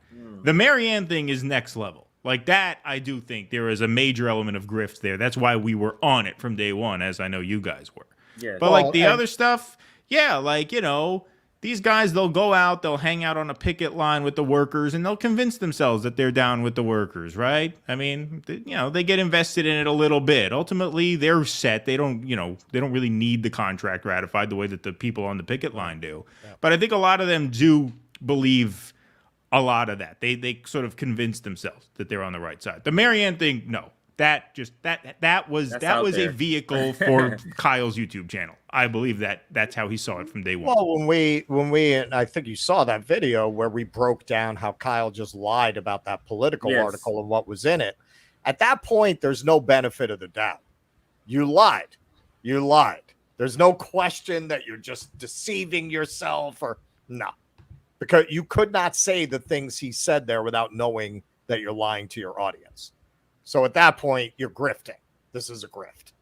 Yeah, like maybe you honestly believe in the campaign. Maybe you're stupid enough.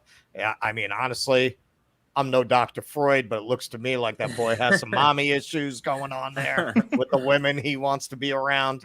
So maybe some of that is going on, and he's trying to, please mommy or something. But there's no way he doesn't know he's full of shit.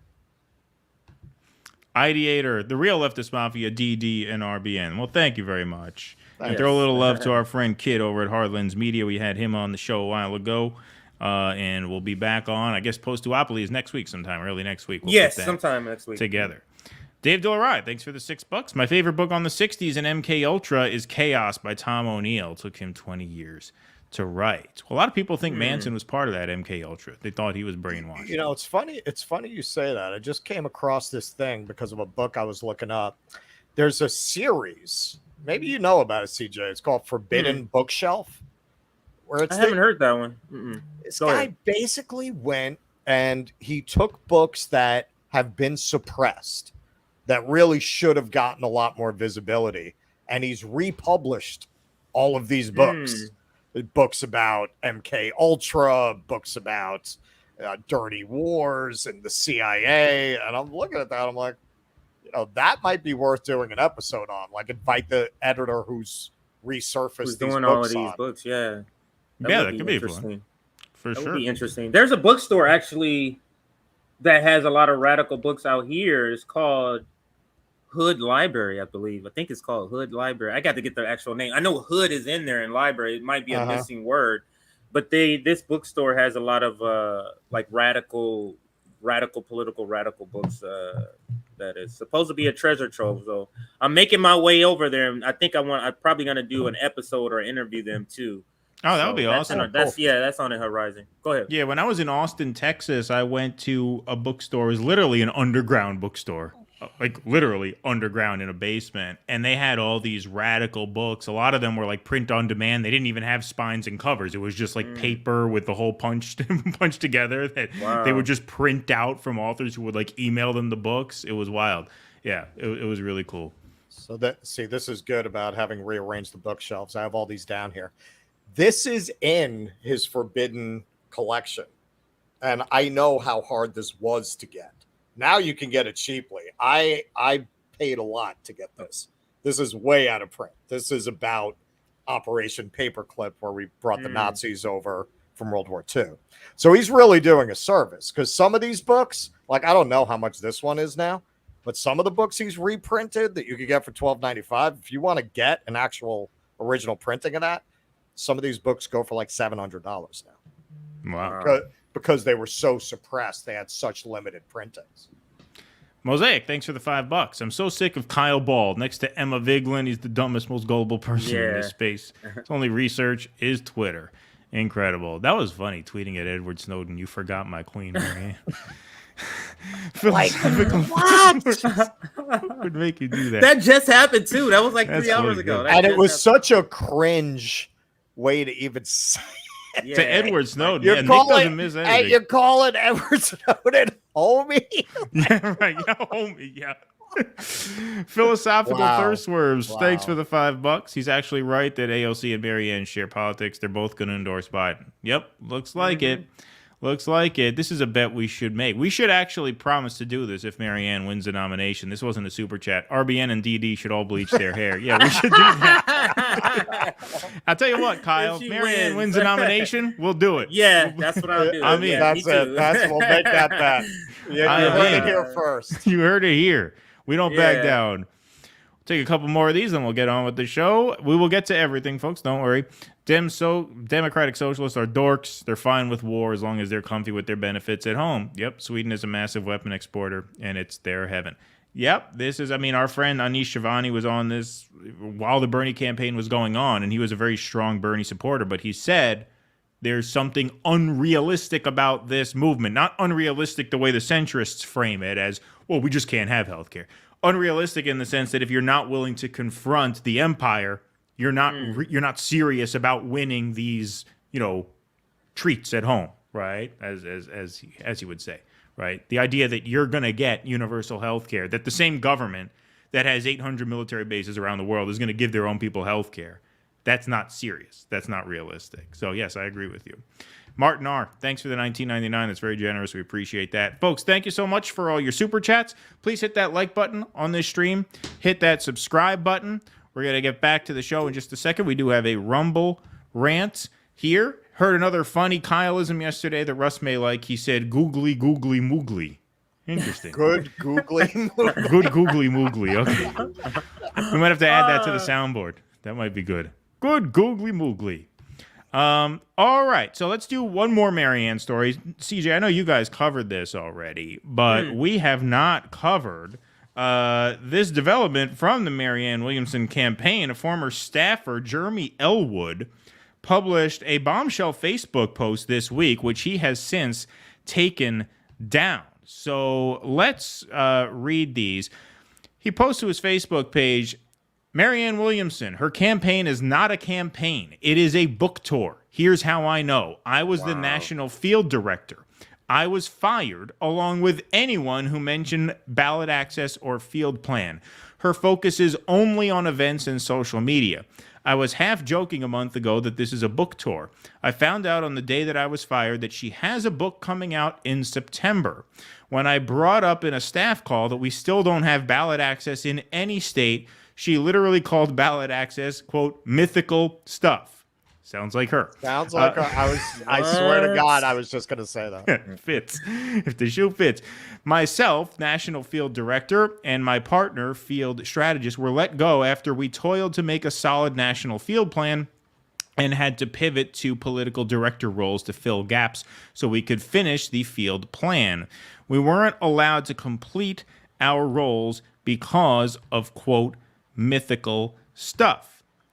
Marianne has fired those who know how to make a campaign win and has kept and promoted those who are only event and social media aware. Book tour. Again, she has no ballot access and doesn't care. Called ballot access mythical stuff. She fired everyone who has any semblance of field. She promoted New Hampshire state director to campaign manager. His name is Carlos. He knows nothing, in big capital letters, about national campaigns.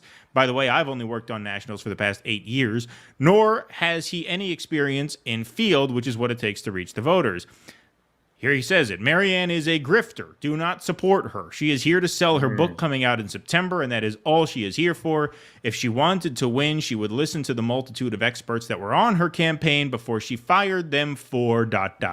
giving advice and direction. I worked for her, and am all the more sad for it because I was duped. I thought I was more aware than that. Go ahead, Marianne. Shoot me a cease and desist because I will do neither. Well, apparently he has done that. Your campaign has no hold because you're a grifting fraud. This Facebook post has since been deleted, so apparently he was probably a little more bark than bite when he said, I will do neither cease nor desist. But he did add to the original post these two comments. This is from Jen Dyes' she actually tweeted this out. P.S. Still waiting for the $400 expense payout and the $6,000 severance payout. Note, this is not me as a disgruntled employee. I was fired on June 30th. I would have made this a lot sooner if it were just me being disgruntled. This is me being sickened by seeing that she's taking advantage of supporters while I know it has nothing to do with the campaign. She's using the money to sell a book. End of story. Okay, so we did confirm on this guy's Facebook page that he was a former employee at Marianne 2024. That's also, yes, that's also listed on his LinkedIn. So this does seem legit. We wouldn't just run with this if we didn't check it out at all. So not only does his bio check out on these various social media platforms, but also the story jives with our assumption about the Marianne campaign and the way that these previous two campaign managers were let go, as well as Jason Call, who was, I guess, co-wrote the platform. He was higher up. He was let go. Then you had Peter Dow come out and kind of break the NDA, then say he's breaking the NDA without actually breaking the NDA.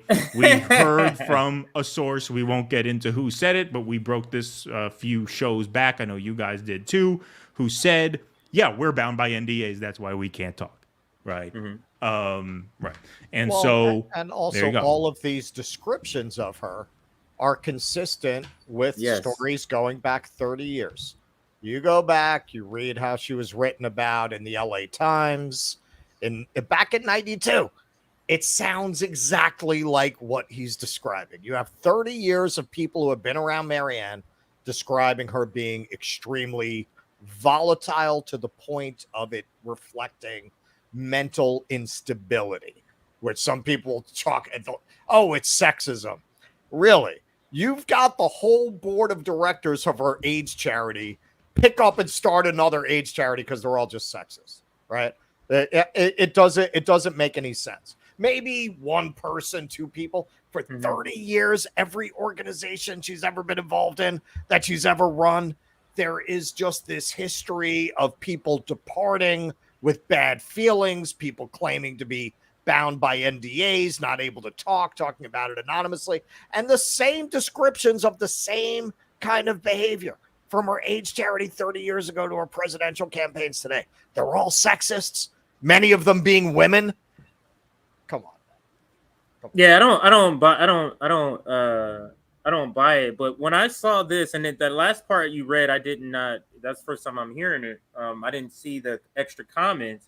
But what if he like, he knows he's under an NDA, so he puts this out long enough for a bunch of people to screenshot it and know it's going to be out there. Then he just takes it down. That could have actually been his strategy. I don't know if taking it down does anything to make sure he's fulfilling the NDA. I don't know if doing that does anything.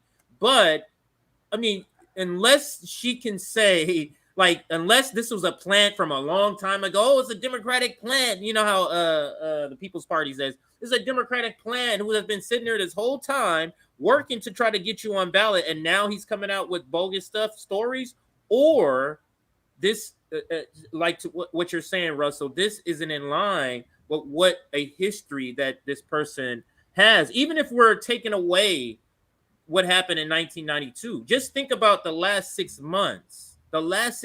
How many different stories Politico has ran, other outlets have ran about her and her staff? Just how many stories? And then you add this on, and then when Jason Call, if we remember when Jason Call and Peter Dow left, how they didn't address why they left in the beginning. Like, you can just easily say, like, Peter Dow, if it was about his family, hey, I have a family situation, I got to step away from this.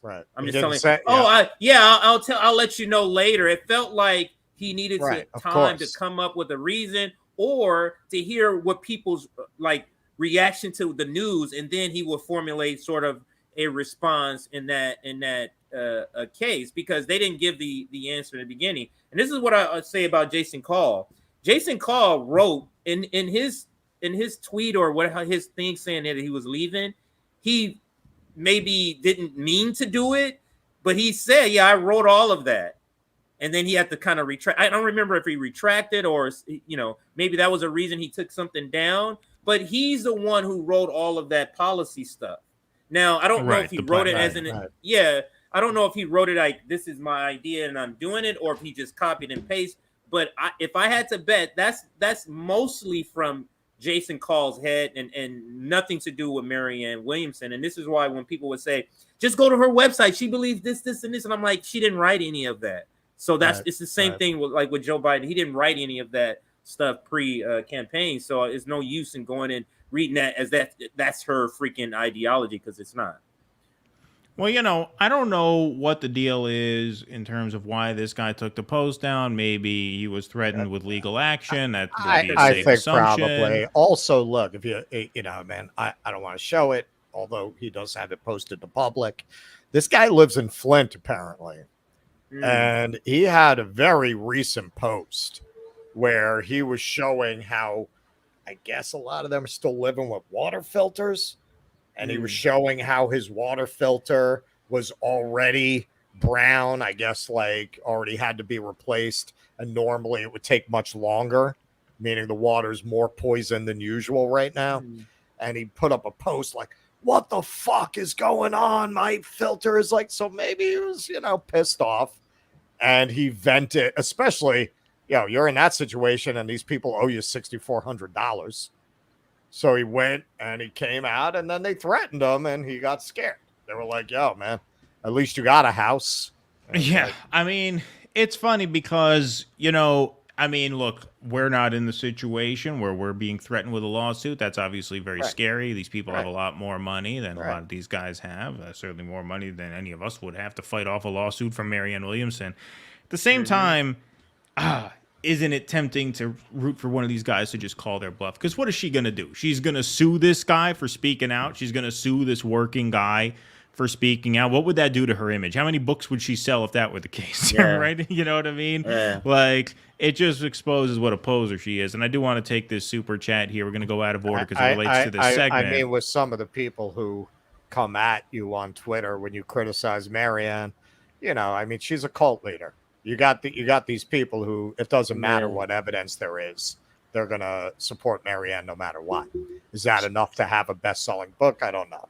So DC says, all Democrats have ballot access. In the general, that's true once they get the nomination. Yeah, it's not the same Not in the battle. primary. You have to collect signatures. You have to collect signatures to get on the primary ballot. So if I announce I'm seeking the Democratic nomination, they don't print my name, Keaton Weiss, on the ballot. You have to get a certain amount of signatures from registered Democrats. In New York, it's something like 5,000 to 10,000. So it's not a terrible amount, but it's still quite a bit. I mean, you need an operation to do that.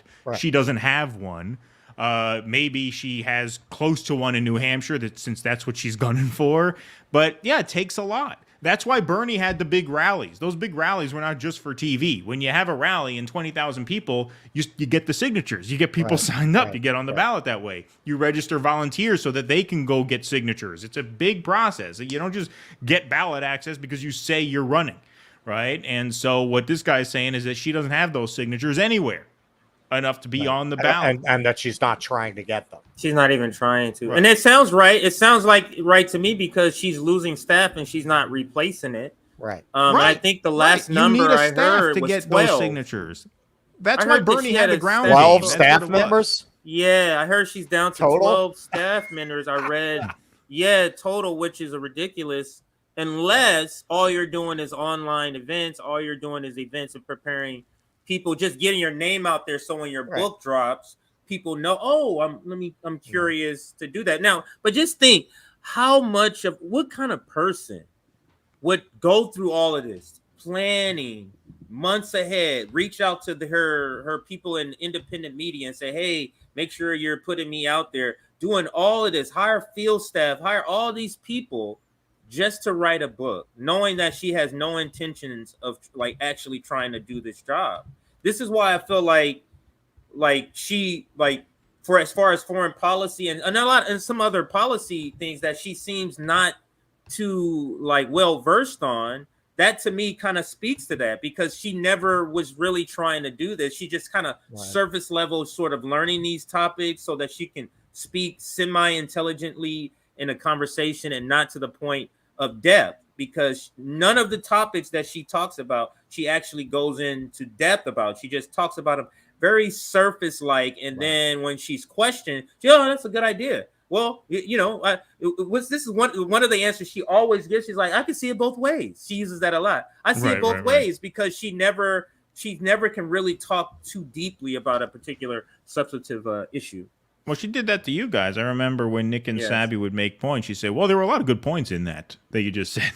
She does that all the time. Right. Yeah, indeed. And I must say now with that interview, the way that interview ended, so vindicated now for expressing that anger in that video because of what has happened with this segment right here where we're talking about her former field director. I feel it's like a weight lifted off of you that, you take all this incoming fire about this assessment about this person, and then when that assessment ends up being true. Now let's say, well, yeah, because you came right in. You didn't waste no time. You just came right in. As soon as she hung up, because you know why it was like it was anger that I knew you were bullshitting us. Right. That's exactly what you said. That was the first thing you said. Like she's you're bullshitting people, and that it just that was the feeling I had, and I still have that feeling. And this story just proves that point that she's been bullshitting us this entire time. Now, I must say, I don't know if Kyle and Krystal in particular, and specifically Brie, knew about this level of her grifting. Maybe they knew she's probably going to win, and she's probably going to have a good chance of winning. But I don't know if they knew, like, this is all about writing a book. I don't know if they knew that extent. Now, I'm not putting it past Kyle and Krystal, but I don't know if Brie. I'm just not getting the feeling that Brie knew that much about her grift to that extent. I don't think they're in it like that. But what I've said all along about the fact that all of these PMC commentators, even the ones who are good on a lot of issues, like Brie, like Katie, all of them clearly showed a bias towards Marianne. And I think that's because of their class identification. They feel comfortable with her. I think they're impressed by the whole Hollywood, best-selling guru thing. It fits their status. It fits their class. RFK, that's too crazy for them, man. That's too out there. That's too radical. That's too dangerous. It's too edgy. Marianne, they find relatable. They see her as one of them. Even if they don't want to admit that or think of it that way. Why'd you pick? You got these two people running. And look, man, you don't agree with RFK about the schmack scenes? Okay, fine. Do you agree with Marianne about Ukraine and Israel? I know Katie doesn't. So why was that a deal breaker with RFK, who's polling a lot better?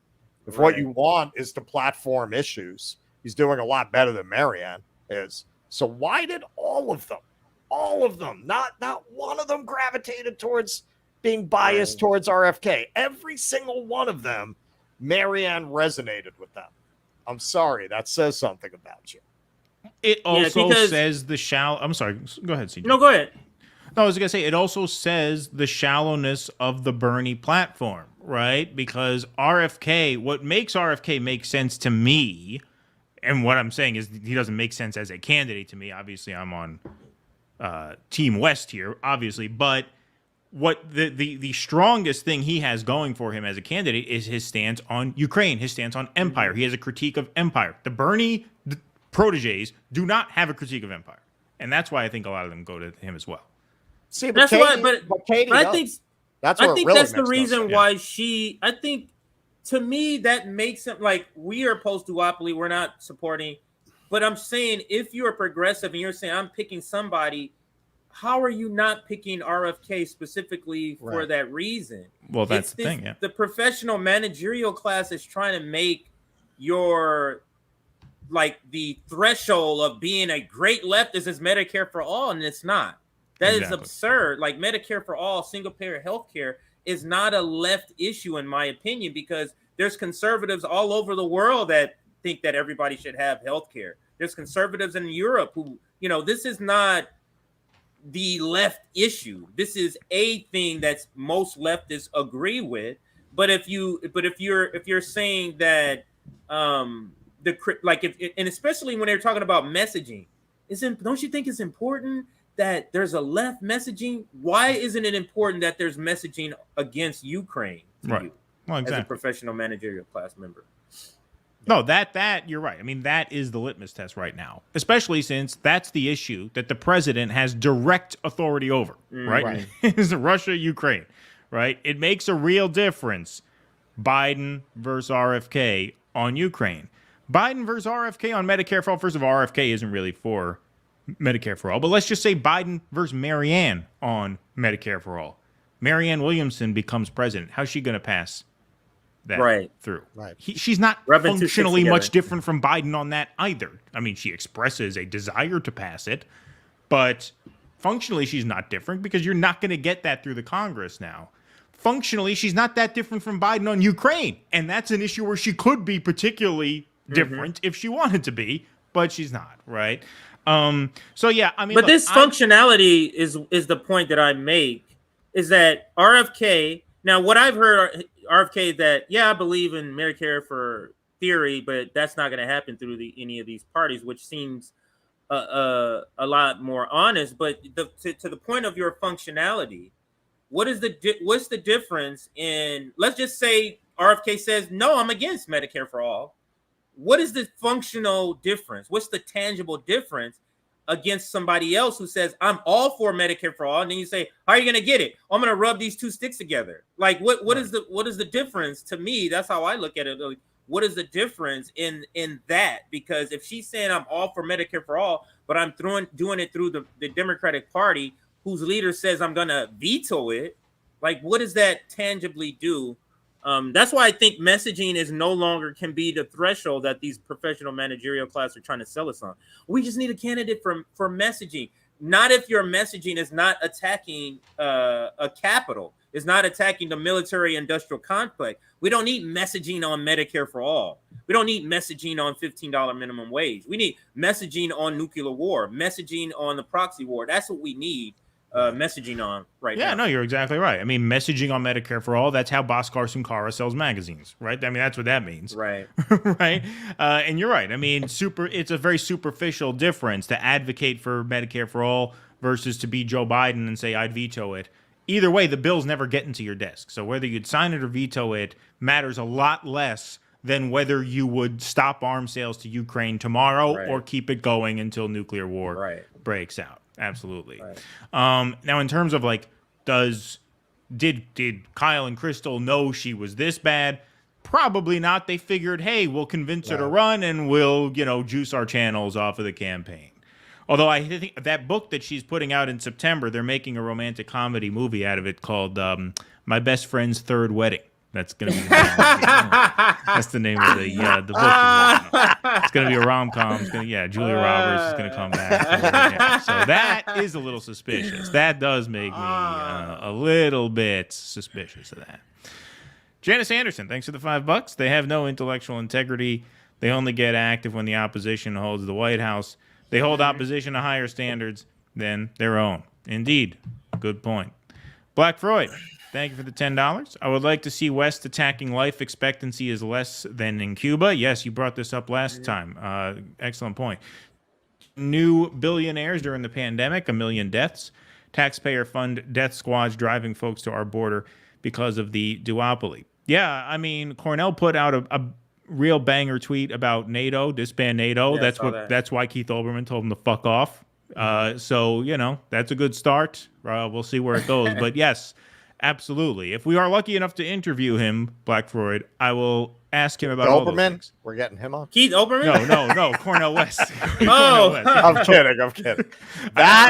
That would be a legendary. I would actually like to interview Keith Olbermann too, but for different reasons. Yeah, amazing. Yeah, that would be. We should ask him. You never know. He's such a fucking psycho. Such an idiot. He might come on. Yeah. That would be must see TV. I'm going to own them. I'm going to own them. Nick and CJ, great reporting on Cornell Olbermann. Oh, somebody watch your coverage of that. Says from Mason Stone. So thank you, Mason. And Black Freud, not all PMCs are POSs, Yeah, no, for sure. No, there's a lot of great PMCs. A lot of the Black Power Media is Dr. Gerald Kamal. He's a lawyer. There's a lot of people that are PMCs that are class trade. Cornell West is a PMC. He'll tell you he's a PMC. Yeah, he's Harvard. Yeah, Brianna has her moments. I think she's good at times too. Yeah, at times she is good. Absolutely. Yeah, indeed. Here's a question.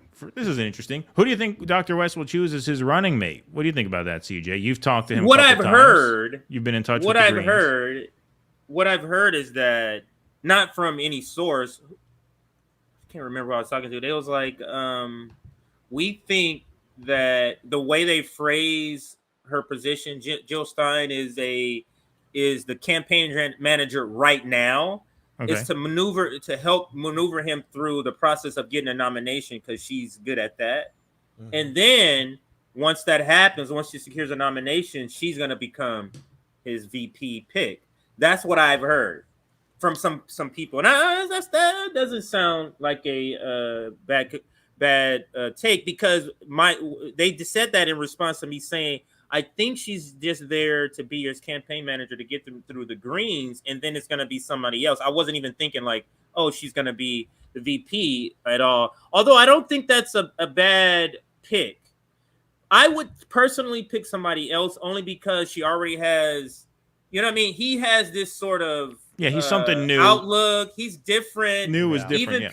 Even people who don't want him to run, they can't say anything bad. Like, cause he's been on all their shows, the Don Lemons, the Anderson Coopers. Like, he's been on their show. They praise him. So you're not going to get that. And if you add Jill Stein, who has this sort of baggage that they put on her, it's not her, these smear baggage they put on her. Putin, this and that, and the Wisconsin, the Hillary, and all that. Yeah, it just gives them a reason to attack the Cornel West campaign. Now, who I would like, or who I would suggest to have him add would be either a Chris Hedges, or a Barack, or a Jamu Baraka. But I think Chris Hedges might be a pretty good pick.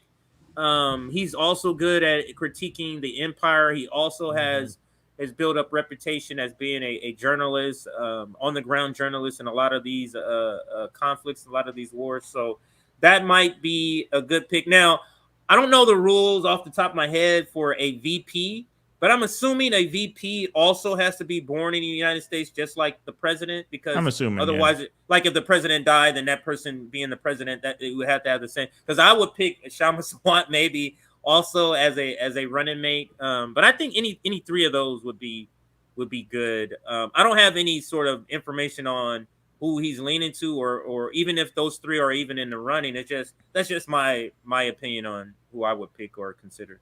Yeah, no, I agree with your take on Jill Stein 100%, because when we were doing the segment the other night about that CNN panel, right, they were asking the guys on the panel, right, about Cornel West. Is he going to be a spoiler? Even the Democrat hack operative couldn't smear Cornel West because he just built up too much goodwill. Right. So you put Jill Stein on the ticket, it invites all the Putin shit and the 2016 shit, right? I think Hedges would be great. For the reasons you said. Also, Hedges really knows America. Like, Hedges has been around this country. He's taught at prisons, right? He's written books about the country. He's been on the ground as a reporter. Yeah. Like, you talk about guys who can go on the ground and convince people. He's perfect for that. That's it. I mean, we in our space, let's face it, love him, God bless him, but we all know his shtick, man. It's going to be Sheldon Wolin, and it's going to be Hannah Arendt. Basically, you listen to it and something about Epictetus or some other Roman philosopher. Most of the country has not heard this stuff. They have not heard his vision, and it's a very powerful one. So he would be a great pick in that sense. I think he should just flip the board, though, and pick Joe Rogan. Just flip the whole game. That's it. That would definitely be a surprise. Man, if he did something like that, I don't know, that's wild, but if he picked Joe Rogan, imagine that. I mean, I think they would really be in fear. They would really be in fear. Now, there will be the type, you picking Joe Rogan, he's a right-winger, racist, they would say some weird stuff like that. But that would shake up the world, because imagine him being able to talk to all of his millions of followers about the campaign, trying to put people together. Hey, come out to this action and that action. Like, he would have, what I'm basically saying, he would have a lot of reach reach of people, course we would. and I Well, think that would be great. you say that. Jesse Ventura has talked about this seriously. I mean, he's never really been serious about running, but he has said, if I run, he actually said this seriously. He wanted Howard Stern to be his vice president for exactly the reason that you guys were just saying. He's got millions of listeners. He says Howard Stern promotes the candidacy on his radio show. There are my 5,000 signatures per state. That I got them right there. right? You know, you attach yourself to a guy with a microphone like that. Yeah, I mean, some people do think that way. It's not that outside the box as you might think. Courtney's I wonder if giving he's us a going wave. to. Have you heard if he's going on the Joe Rogan show? Cornell. West? Cornell. He's been on before. I would think Rogan would invite him on. I would think he comes on. I would love to see him on for this campaign and to reach, because he said he wanted to reach out to a Trump supporter, Trump country. So I think that would be a good place for him to go. That's a great opportunity for sure. Courtney, thanks for the wave and the $5. Courtney's in New York City right now. Courtney's in Russellstown there. So I hope your vacation is going well. I got to reach out to her for coffee tomorrow. That's right. Having coffee with Courtney tomorrow. All right, we got two more stories here. CJ, how are you in time, man? I don't want to keep you too late. Oh, I'm good. Probably another 20, 30 minutes. The wife's been in here once, but when I get the third warning, the third look. Yeah, you're going to strike. The third look, not the first look. This is the first look. The third look is okay. I'm gonna need. Last time when I got off, I got the third look, and that's why I got to get off right now. All right, so you still got one more look until. Yeah, I'm still good right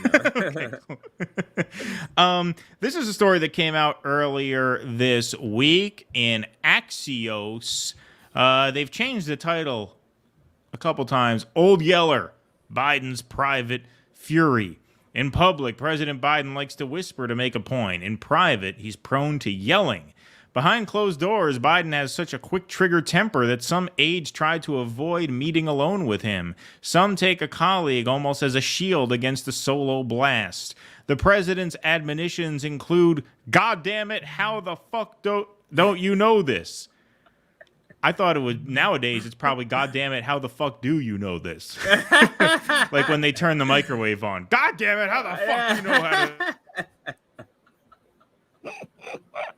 You know what? And not to be, sign like when you are early stages of dementia, you could be getting upset because you don't realize what you think is happening is not happening. So you're getting upset for that reason. And that could be the case with this. Maybe that's what's going on. I don't know. Well, Russell floated that exact theory. Go ahead, Russell. Yeah, my grandmother had Alzheimer's, and what I found with it that was fascinating and tragic was your mind has a pattern of how you think, and it comes out in the cadence of how you speak. And someone with Alzheimer's, from observing her, those things don't change, but it's like your mind is going down the drain. So the circle of your thought gets tighter and tighter and smaller and smaller. But all the way to the end, she was like, "And so the man came down the hall to me," and it's like same cadence, same thinking, but nonsense, just nonsense behind it. So look, this is the first time something like this has been written about him. Like I've heard this before, that he's a fucking asshole, that he is a screaming maniac, abusive guy to work for. This isn't the first time this has come out. They actually mentioned that in that article, that there was a 2012 book that talked about how he was this tyrant. Yeah, but I think, he's got dementia. And that doesn't change you. It accentuates how you are, especially because if that's his deal, to be abusive like that, you got less of a filter now. You have less capacity to restrain and control yourself.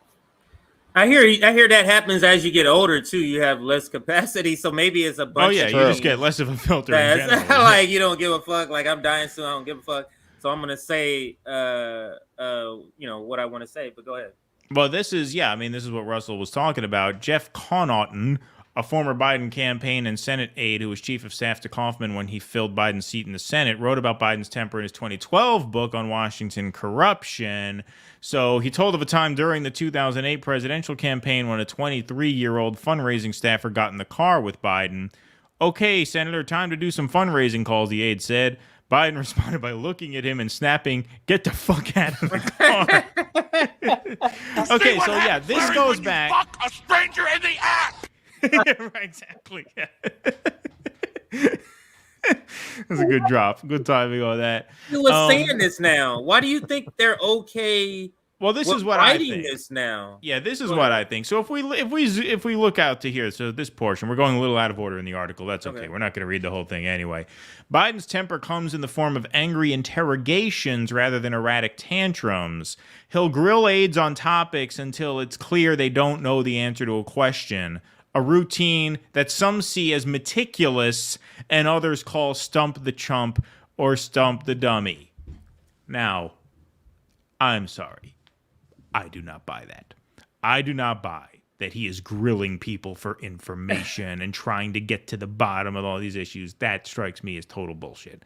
So to answer your question, CJ, I think this article was written with the subtext, Joe Biden not going senile. I think this is an attempt at a Dark Brandon sort of puff piece, right? Because they can't just come out and put that as the headline. Joe Biden, all there. Joe Biden has all his marbles, right? So they say, let's make him look like a domineering, demanding prick, because that makes him look like an in-charge boss. Right. And yes, there's a little bit of sexism to that, because they put the same thing out on Marianne, and they made her look like a bitch for it. So I'm not saying they are not unfair to Marianne in that way. I'm just saying, all things considered, who cares, right? She's a non-issue. But that's what I think this is about. I think this is about painting him as a boss, right? As an in-charge guy who wants all the details. And do we believe for a second that Joe Biden is interrogating Jake Sullivan about Ukraine? I mean, does anybody believe that? Or does anybody think this guy's just, I mean, he around, might think he is. Right. Yeah, right. So and another thing, we never finished that risk game last night. I got a lot of men on Kamchatka. Yeah, right. Exactly. Exactly. That's what I think this is about. I agree. Well, once I actually read it, I was like, yeah, this isn't critical of Biden. This is actually very complimentary of Biden, right? They're hiding a compliment inside an expose. Right. Right. But it's a way of people to talk about it by kind of making it seem like, oh, he's a tyrant, and then when you go and read the article, you can see what they're talking about. Or it could be sort of like what I alluded to this earlier, but it could be that what if he's not interrogating Jake Sullivan, but because of his dementia, he's just going off on people irrationally, going off on people for no reason. And this is their way of sort of telling a story without mentioning it's connected to, his cognitive decline. Like it's without mentioning that they're trying to tell the story. And maybe it just feels like, even with the title, like it feels like, how are they? And now it is Axios. Axios does put out some things that sometimes is not along the lines with the other corporate media, but when you pair it together with other corporate media at least coming out and saying, should Joe Biden run? I'm not sure that this is just not another piece where they're soft pedaling replacing Joe Biden, or that he needs to be replaced. Maybe they're soft pedaling it, and this could be he's a tyrant. This is the reason why we need to replace him, outside of everything but what the issue is, which is his cognitive decline. It seems like what they're going after. I don't think so. I think they're doing what they did with his stutter. Oh no, he's not losing his mind. He has a stutter. I mean, this makes him look cool. Monster. That's the Dark Brandon meme. Like, that image is the Dark Brandon meme, basically. Right. And some of the stuff could be explained that way, but when they put in this stuff where, like, he's interrogating them for information, or here, when they mentioned that, he gave Jen Psaki the treatment, right? I want to say to Biden multiple times, I'll know we'll have a really good, trusting relationship when you yell at me the first time, right? It makes him look in charge. That's what I take from the article, is that he's in charge. And nobody fucking buys that this guy is in charge. So that's there's no more selling it. There's no more selling of this person. People have seen enough gaffes. They've seen him like even if without the gaffes, like literally 3 years ago, watching a video of him 3 years, maybe 4 years ago, versus now, it's like completely two different persons. The way that he speaks, the tone, like it's completely different. Two different people. So you don't have to have a medical degree to say, oh, he has dementia. You don't have to say he has dementia. You just know something here. You know, it's just not right. And this is the reason why I think they really don't want to have debate. Now they don't want. It's many reasons they don't want to have a debate, but I think the number one reason Joe Biden cannot hold up in a debate, multiple debates. There's no way a debate is going to go well. Like something unrehearsed, something where on the fly you have to be able to make decisions or pivot, something like that. He's not going to be able to do that. And no matter how big the so-called force of debate movement is, they're looking at the bottom line. This guy is not ready for any sort of debate. There's no way under any circumstance we can put him in there. And we don't care if it's people with, pitchforks and torches at our door. There's no way we can put him out there, because once they do, it's a wrap. Once he goes on there and then they're talking about Israel and then he starts talking about something else, you get him saying, he starts talking about a ham sandwich, it's a wrap for him. They're going to, well, obviously he can't be president. Right. And then what are they going to do? Because it's a primary debate. It's not, once he's up against the Republican, it's too late to do anything. And also, it's easier to prep against the Republican because you more or less know what the Republican talking points are going to be. Whereas you get up there with RFK, who the hell knows what RFK is going to say, right? You get up there with somebody challenging you from the left, they can come at you in a million different ways. It's a lot harder. That's why he was a lot better in the debates against Trump than he was in those early primary debates in like 2019 when he embarrassed himself multiple times because he's running against people. That's also one person versus 10 people. Right. Also, there's that. But yeah, no, and you're right. I mean, he's worse now than he was even when he ran the first time. Just this morning, that speech he gave to NATO, we played the first 30 seconds of it at the top of the show because that's all that really made sense. After that, he was just stammering and stumbling and muttering. I mean, yeah, there's no way is he ready for prime time. And I think this piece was a way to sort of try and sneak the point in there that he is. Do you think they're going to replace him, though? Do you I keep hearing people say no, he's going to be replaced. Like, no, there's no way that he's honestly, if his VP was not Kamala, I think they might. But that puts them in such a bind. They insisted on making Kamala happen in spite of the fact that the voters made it very clear that wasn't going to happen. Not in South Carolina, not in her home state. Nowhere did anyone want Kamala. They absolutely insisted they had to have Kamala. And now they're fucked. Because how do they tell the black women who constitute the most loyal voters they have, we're going with Gavin Newsom? They can't do it. So how do they replace him? Like if he's a sure loser, what is she? Exactly. Especially after this last word salad. I don't know if you guys saw it. I think it was yesterday or today. Oh, yeah, last one she did. It just, I don't understand. Like, is nobody about like, AI? hey, You're come, talking about the one come about over AI? Here, Kamala. Yeah, like, come over here, Which Kamala. one? Let's look at your past videos. Yeah, the AI one. Let's look at your past videos, Kamala. You see where you're doing this? Don't do that. Like, is it no one telling her before she goes out and does these interviews, or even herself? Like, does she not know she's known as a word salad person? And to not do that, it's almost like she doesn't read or reflect or know anything about how she is perceived by other people. You know what? It's amazing. I mean, this is such an indictment of Mike Pence because when you think about it, he had 90 minutes in a debate with Kamala, and it was basically a draw. Like, this fucking idiot couldn't side pocket Kamala Harris. Like, you look at Kamala talk now, and you're like, what the fuck was this guy doing for an hour and a half that he couldn't make a fool out of Kamala Harris? You know, there's some talk about who Trump is going to pick. Is he going to pick a wild card, right, for VP? Is he going to go with a unity ticket? Some people have talked about Tulsi, and I just had this thought this evening. If Tulsi is VP, Tulsi and Kamala are going to have to debate one-on-one. You know, when Tulsi's the one who took apart Kamala. Destroy her. Well, she did destroy her in the Democratic did. debate. That's what She makes did. it funny, right? Yeah. Imagine they get an hour and a half one-on-one together. Yeah. My That would be theory of great. Kamala has long been that she's a psychopath. She shows a lot of the symptoms of a psychopath. That's why she doesn't have any emotional learning capacity, because she doesn't quite understand how a human being is supposed to behave. That's why her behavior is so cringy, because it's off. It's like an android trying to figure out how humans behave. Right? I've seen that's too humans much. do That's this. to bring it down a little bit. Yeah, right. Yeah. She doesn't get it. It doesn't come naturally to her to funny. behave like a human being, because she's a psychopath. She doesn't get how human beings behave. Oh yeah, with the that's just funny. the random laughs at random places. Yeah, absolutely. Yeah. For sure. All right, let's do one more segment here. We'll take some super chats, but I want to get one more segment in, so in case CJ's wife comes in a third time, we can get him out of here before anything bad happens to him.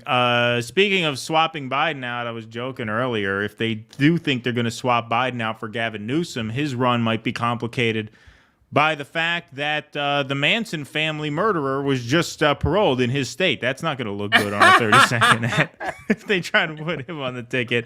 But let's go to this final story of the night. Some California news. CJ's out there in California now, so let's go to this here headline from the New York Times from yesterday. Former Manson family member Leslie Van Houten is released.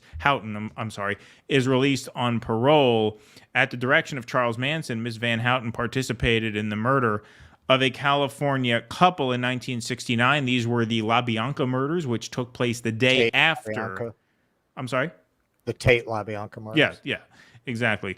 Leslie Van Houten, former Charles Manson follower who played a role in the gruesome double murder of a Los Angeles couple in summer of 1969, was released on parole on Tuesday after serving more than half a century in prison, according to her lawyer. Her lawyer, Nancy Tetriault, said she was taken early Tuesday morning to transitional housing at an undisclosed location. She's going to have to learn to live in the world after 53 years in prison, so that's going to take some time. The California Department of Corrections and Rehabilitation confirmed her release. Ms. Van Houten will have, quote, 3-year maximum parole term, according to Mary Jimenez, a department spokeswoman. The office of California Governor Gavin Newsom said this month that it would not challenge her release. Mr. Newsom had reversed Ms. Van Houten's parole grant 3 times since taking office, most recently in March of last year. The governor is disappointed by the Court of Appeals decision to release Ms. Van Houten, but will not pursue further action as efforts to further appeal are unlikely to succeed. Ms. Van Houten was 19 when she and other members of the so-called Manson family broke into the home of wealthy grocer Leno LaBianca and his wife Rosemary and stabbed them dozens of times on August 10th, 1969.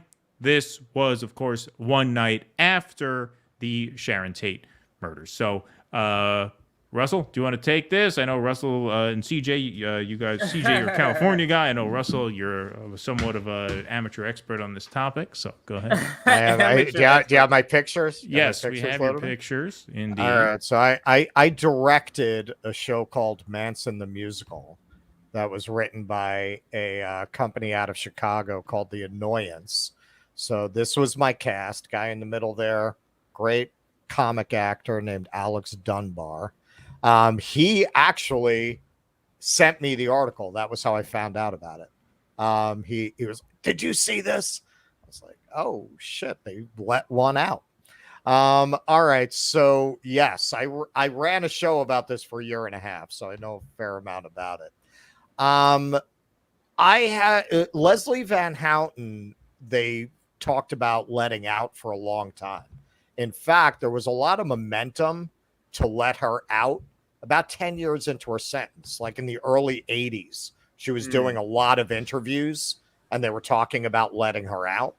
But the Tate family was just absolutely livid about the idea of any of them getting out. And that's what's kept a lot of them in. I have long felt with the Manson girls, particularly, Charlie had been in prison basically since he was a kid. And his own life, in a lot of ways, is an indictment of the system. But that aside, you know, his experiences had made him a sociopath. You know, he was a pimp. He already had a lot of experience manipulating and controlling women in that capacity. You're in the middle of the 60s where there's a lot of apocalyptic millennial kind of language going on. It's very easy to believe crazy shit at this moment that we're in the verge of some kind of war that's going to end society. And you got this con man takes these teenage girls out in the middle of the desert and feeds them acid day and night for years on end, and then tells them to go out and kill somebody. Look, this rate, because most of them, once they got away from him and they were in jail for a while and they woke up once they got away from the cult and once they got away from that. Not all of them, but most of them woke up and wrote, what the fuck just happened to me? You know, so the way that the Manson cases have been handled, I would say, is definitely a matter of the publicity that they got more than any kind of justice. Or come on, man, they're a danger to society. They've been a danger to society for all this 50 years since they got out of this cult. You know, this is because it was the Manson murders. Nobody was going to be the governor that released one of the Manson people. Even now, he didn't want to release her. I get from what he said that legally he wasn't really going to be able to deny her parole again. The Manson, all of the Manson people, I mean, Charlie aside, they were all model prisoners for their entire term. You know, I'm not saying they should have gotten out in a couple of years, but it also goes to the question of what is prison for? Like, what is it for? Is it for rehabilitation? Do we believe in rehabilitation? Because by any reasonable standard, these people were all rehabilitated decades ago.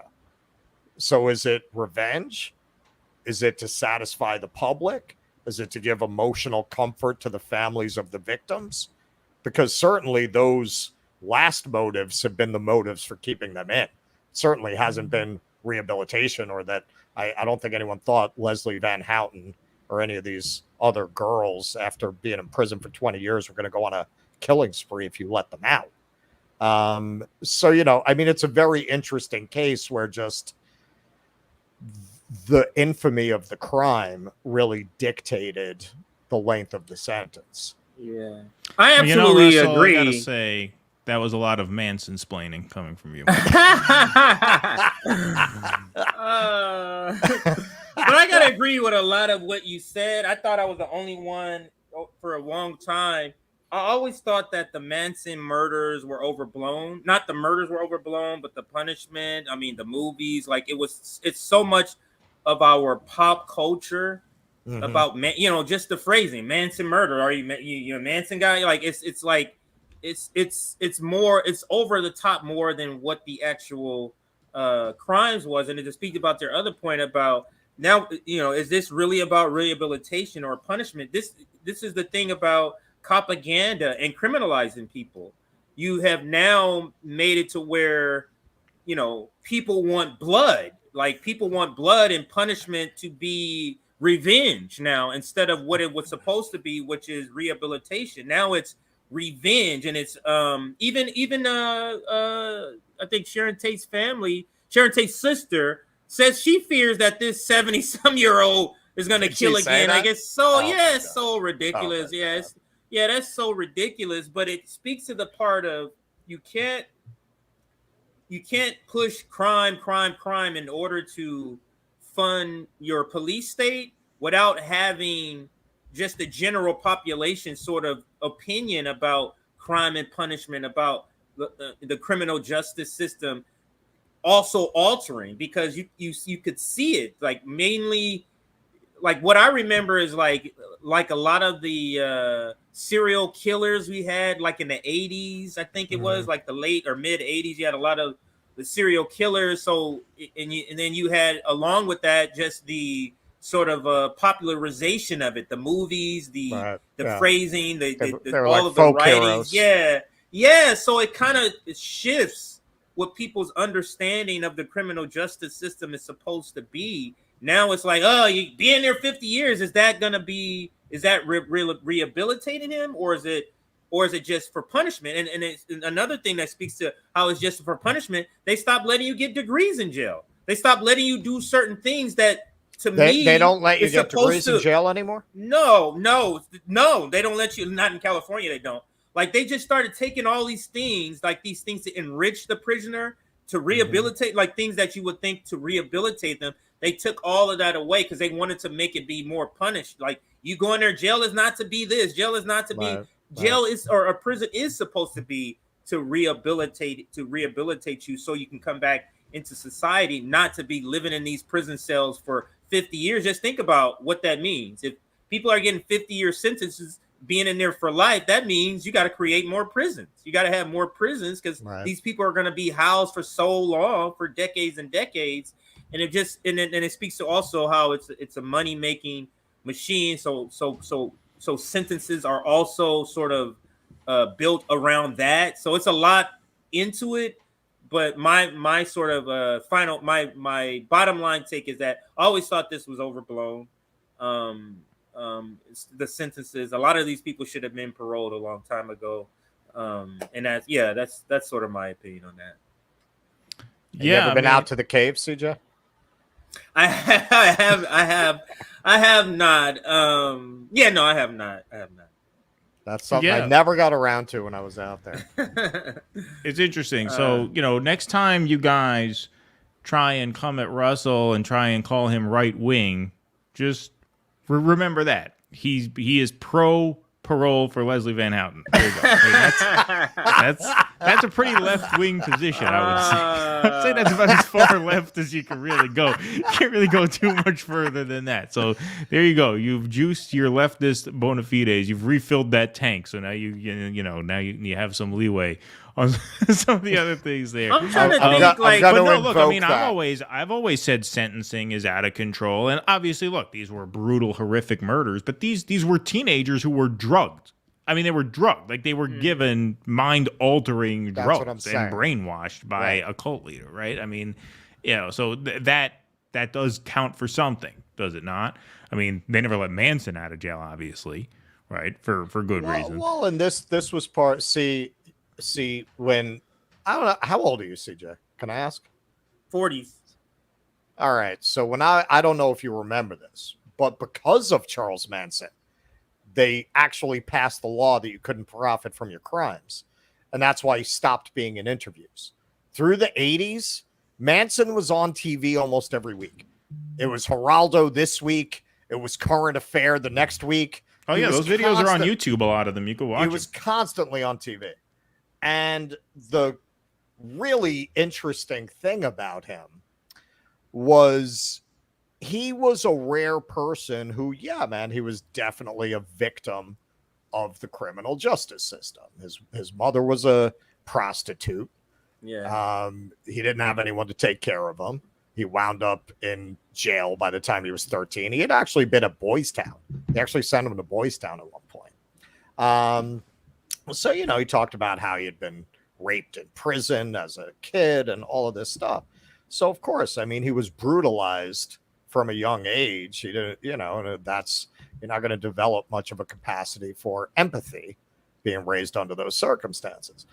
There are a lot of people who are in those situations, but Manson had a critique of the system. That's what I think was the fascination with him, because here's this guy who went through that system, who could come out and actually articulate, oh yeah, there's a lot of people like me out there that get put through the system, and then you use us as scapegoats because you got to sell that fear to people. That was why he got all those interviews, because you never saw a guy from that world who understood he was from that world to have that kind of self-reflection on it.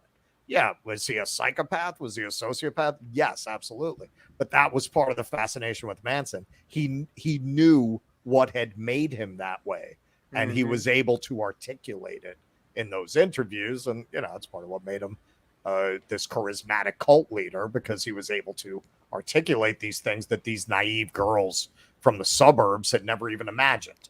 And that's why they don't do that anymore, right? That's why they don't do interviews with convicted people anymore, right? Because of that. That was a turning point. All right. He was becoming too much of a pop culture icon. Right. Like he was on TV constantly.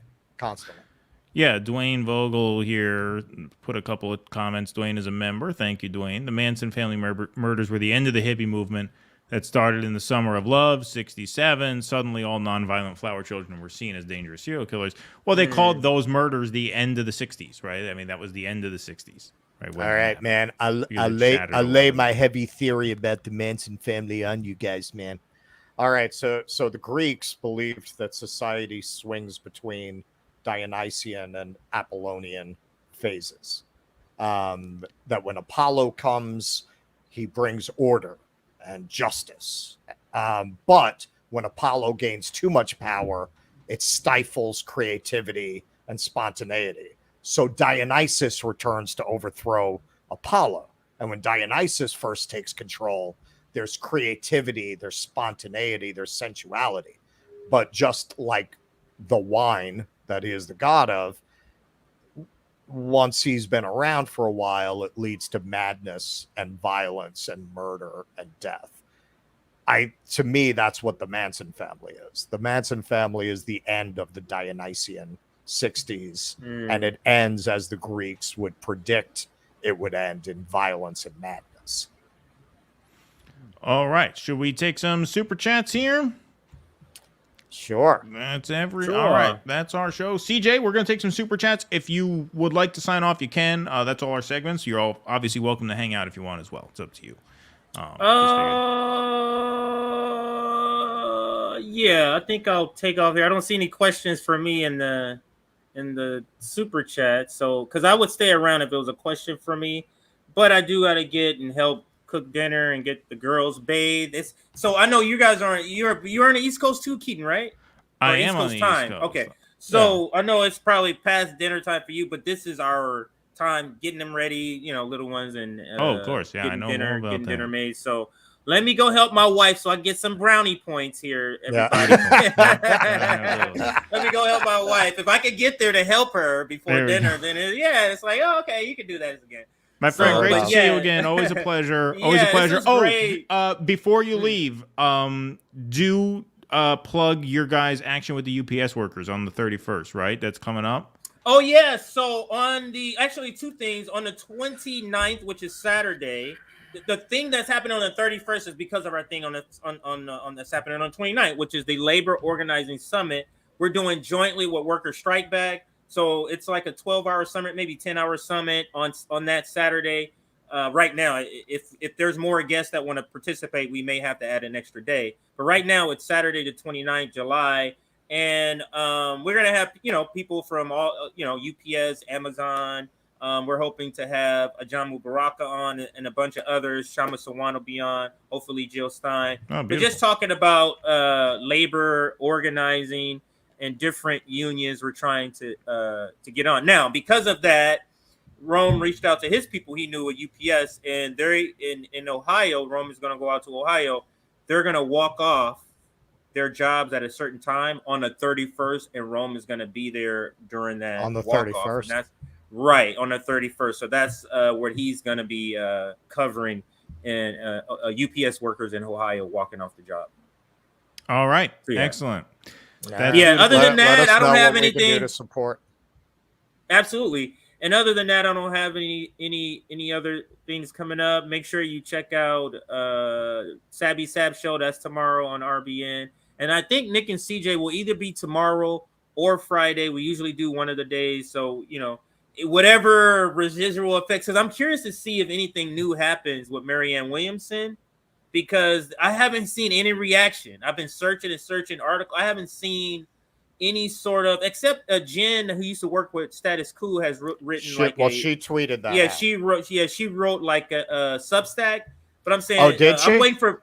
Yeah, she wrote a Substack article on it. But I'm waiting to hear from Politico specifically, because they've been covering it, what's been happening with they their love staff. these stories. Yeah. So I want to see what Politico says about it. But I haven't seen a reaction from Vanguard, from Kyle Kalinske, from Krystal Ball, Brie even. No one has really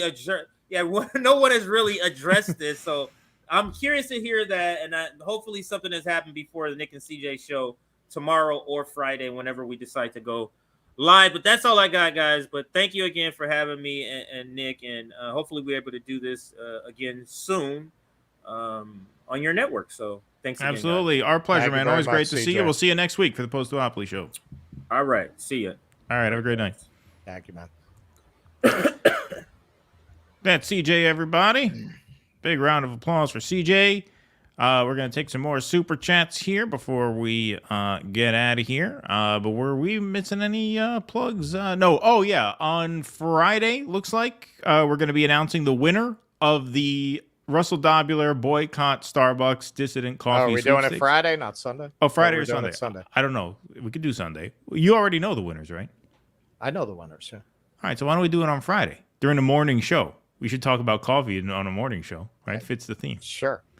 All right. I just don't know if we have the same audience Friday morning. Oh, all right. All right. Yeah, okay, good call. You know what I mean? So the people who picked it might be more likely to watch Sunday night. That's a good point. I buy that. All right, so we'll do it Sunday night at 7 p.m. We will announce the winners of the Do Dissidents Boycott Starbucks sweepstakes.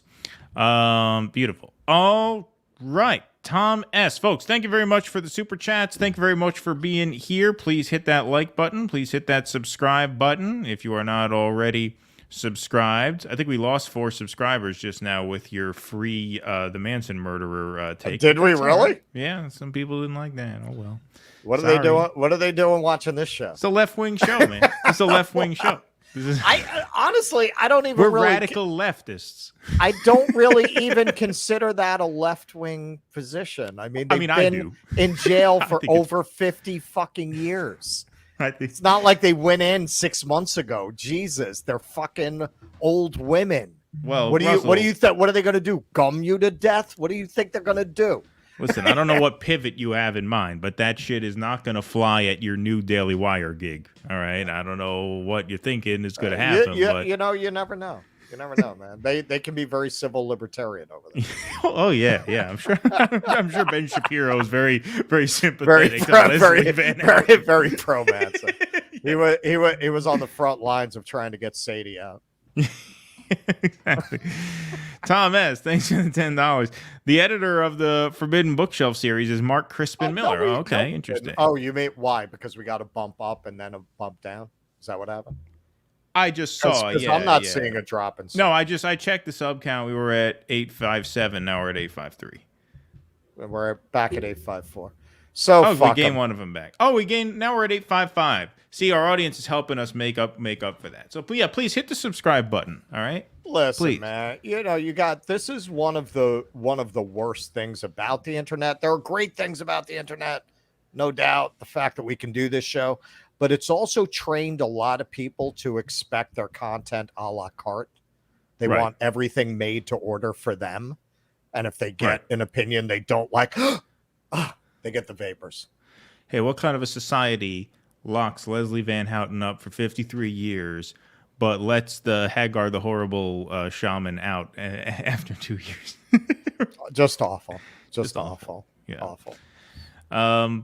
Jimmy Dore had him on the show Monday. He's currently suing NYU for libeling him. Oh, interesting. He'd be an amazing guest. Interesting. All right. As an anti-schmaxer. All right. Tom's got the lingo down. Thank you, Tom. That would be cool.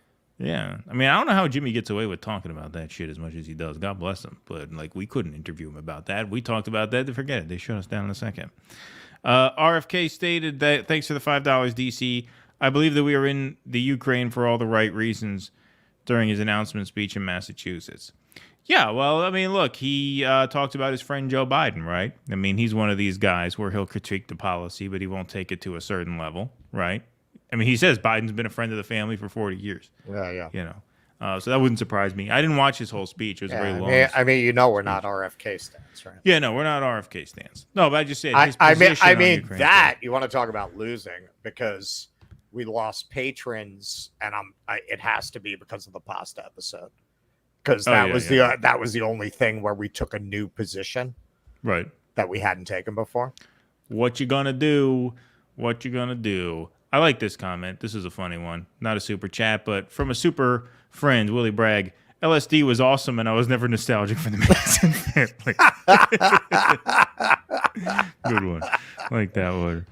All right. Oh, this is my dad here. Just says, I'm not going to read this out loud because we have to stay on YouTube's good side. So maybe that's why they censored it. But and plus, you have to read the lettering the way you switch the words there. I get it. That's good. Clever. Thank you. But, we love YouTube, and you really should be nice, You should really be nice. Big tech is a beautiful thing. Google, we love Google. Fuck Yahoo. That's our slogan here. Yeah, fuck right? Yahoo. Fuck Yahoo. Fuck Bing. Fuck them. Bing. Oh no, Bing. It needs Bing. Yeah, Bing. All the Manson murderers originally sentenced to death should have been executed. Thanks for the opinion. Cool Blue. Were you one of the ones who unsubscribed, and did you come back? Thank you for the $4.99. Mike, thanks for the $20. Regarding a Cornell running mate, Shama Sawant, or how about Matthew Ho? Maybe not enough name recognition for Ho. Look, Shama, I love Shama Sawant. Yeah, she was born in India. I don't know if you can run. I think you have to be natural-born citizen to run for VP. I don't know if it's a thing where, like, if your VP is not a natural-born citizen, it goes straight to speaker. I think you have to be born here. I think you have to be a citizen. Born citizen. And look, I think Shama's a great organizer. She's a great fighter. I have tremendous respect for Shama. She does not broaden your coalition of voters, though, in the way that a Chris Hedges would. I mean, she appeals to a very, very specific voter, which is great for Seattle City Council. It's great for what she's doing. It's great for militant labor organizing. But if you're really trying to build mass appeal, there are people who can do that much in a much stronger way than she can. I think Hedges is a perfect example. I mean, he teaches at prisons, right? Hedges is really grubby. Hedges is really from the earth. And not that Shama isn't, but Hedges really has been around this place. He knows who he can go and talk to and how he can talk to them and bring them in. And so I think he would be a great pick. And if it's Jill Stein, that would not be the best pick in my view. But not terrible, because she has credibility on the issue. Yeah, but I don't think she really brings anything. No, she doesn't really. I was going to say, she consolidates the Green Party base. That would be the pundit take. That's the Morning Joe take. Yeah, right? Exactly. She doesn't bring him any voters she doesn't already have. Right, exactly. I see Courtney in the waiting room, our patron caller who's in New York. We're going to admit you just a second here. Has she ever called in? I don't think so. Right? Black Freud, thanks for the $5. I would like West to make the connection between poverty and crime and counterpoint to police funding. Yes, indeed. And I think those points that you made about life expectancy, all that, those are all absolutely on the list of things we will ask him if we can interview him. We have an email out to his people, and so hopefully we put that together sooner than later. Courtney has called into the show. Courtney is a patron supporter, and she's also vacationing in New York City right now. Thanks for the call, Courtney. How you guys doing? Doing great. Good to hear from you. We've read a lot of your words, but I have not heard your voice yet. So this is the first time. Thank you for calling in. Yeah, I wanted to say hello since I'm actually in the same state as the both of you right now. So Correct. Hello. Welcome. Yeah, I'm going to be happy to be out. I will say that. She's not digging it here. You don't like the apocalyptic flooding either? I do not like well, it's the not happening down here. Setting. In the city, and then the flooding is up north. Yeah, it's very dystopian here in many ways. You're from North Carolina, correct? I am originally from Jersey. Actually, I just moved to North Carolina 2 years ago. But you live there, okay? Yeah, so I live there now, but I'm a Jersey girl through and through. But it's still not the city. Okay. But I did want to mention, I saw that guy mentioned Matt Ho, and you didn't really bring that up. Oh, that's right. Yeah, we didn't mention Matt Ho, yeah. Matt is actually a very good friend of mine. He and I've gotten to know each other for quite some time now since his campaign. He is definitely somebody that has tried to say on a million different occasions how much he doesn't ever want to run again. And he's just not somebody that is interested in politics in that way. He's an activist, and he's an anti-war activist, and he is always asked to run, and he just chooses all the time to say, no, I'm not doing that again. No, I'm not doing that again. But he gets very frustrated because he only ran the first time simply because he knew he would lose, and it was for ballot access. And that was the entire purpose of the campaign, because he has issues where he's 100% disabled vet, and so he can't even travel or do any of the things that a person in that position would need to do. And yeah, so I like he's Matt not Ho a taking- lot. We interviewed Matt Ho at least twice, maybe even 3 times, but I know we for sure interviewed him twice. Yeah, he's a great guy. He's got a great sense of humor. He's very warm. He's very personable. He's very charismatic. He would be a great candidate, but he even said while he was running for Senate, he had no aspirations beyond that, because people were chirping about him running for president as a Green in 2024 because of what a dynamic sort of personality he was in that 2022 race that he ran. Like, people saw presidential material there. They thought, okay, this guy's real, right? He's a veteran, so he's got that going for him. He's also just very smart, very warm, very personable. He has a real charm to him. And so people were floating his name. He was a fun guest. Oh, he's great. Yeah, yeah, absolutely.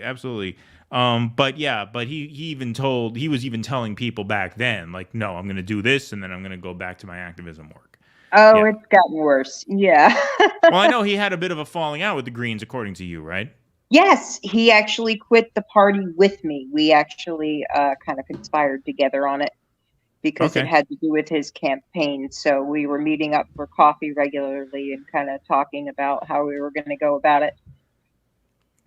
Awesome. Yeah, I would like to learn more about that, Courtney, and I still have to read your piece, but I do want to do that because we got to find out more about that stuff now that it's becoming more relevant. I never bothered because who cares? It was the Green Party. Right. Yes, Matt quit the party because the North Carolina Green Party in particular was exceptionally corrupt and tried to sabotage his campaign.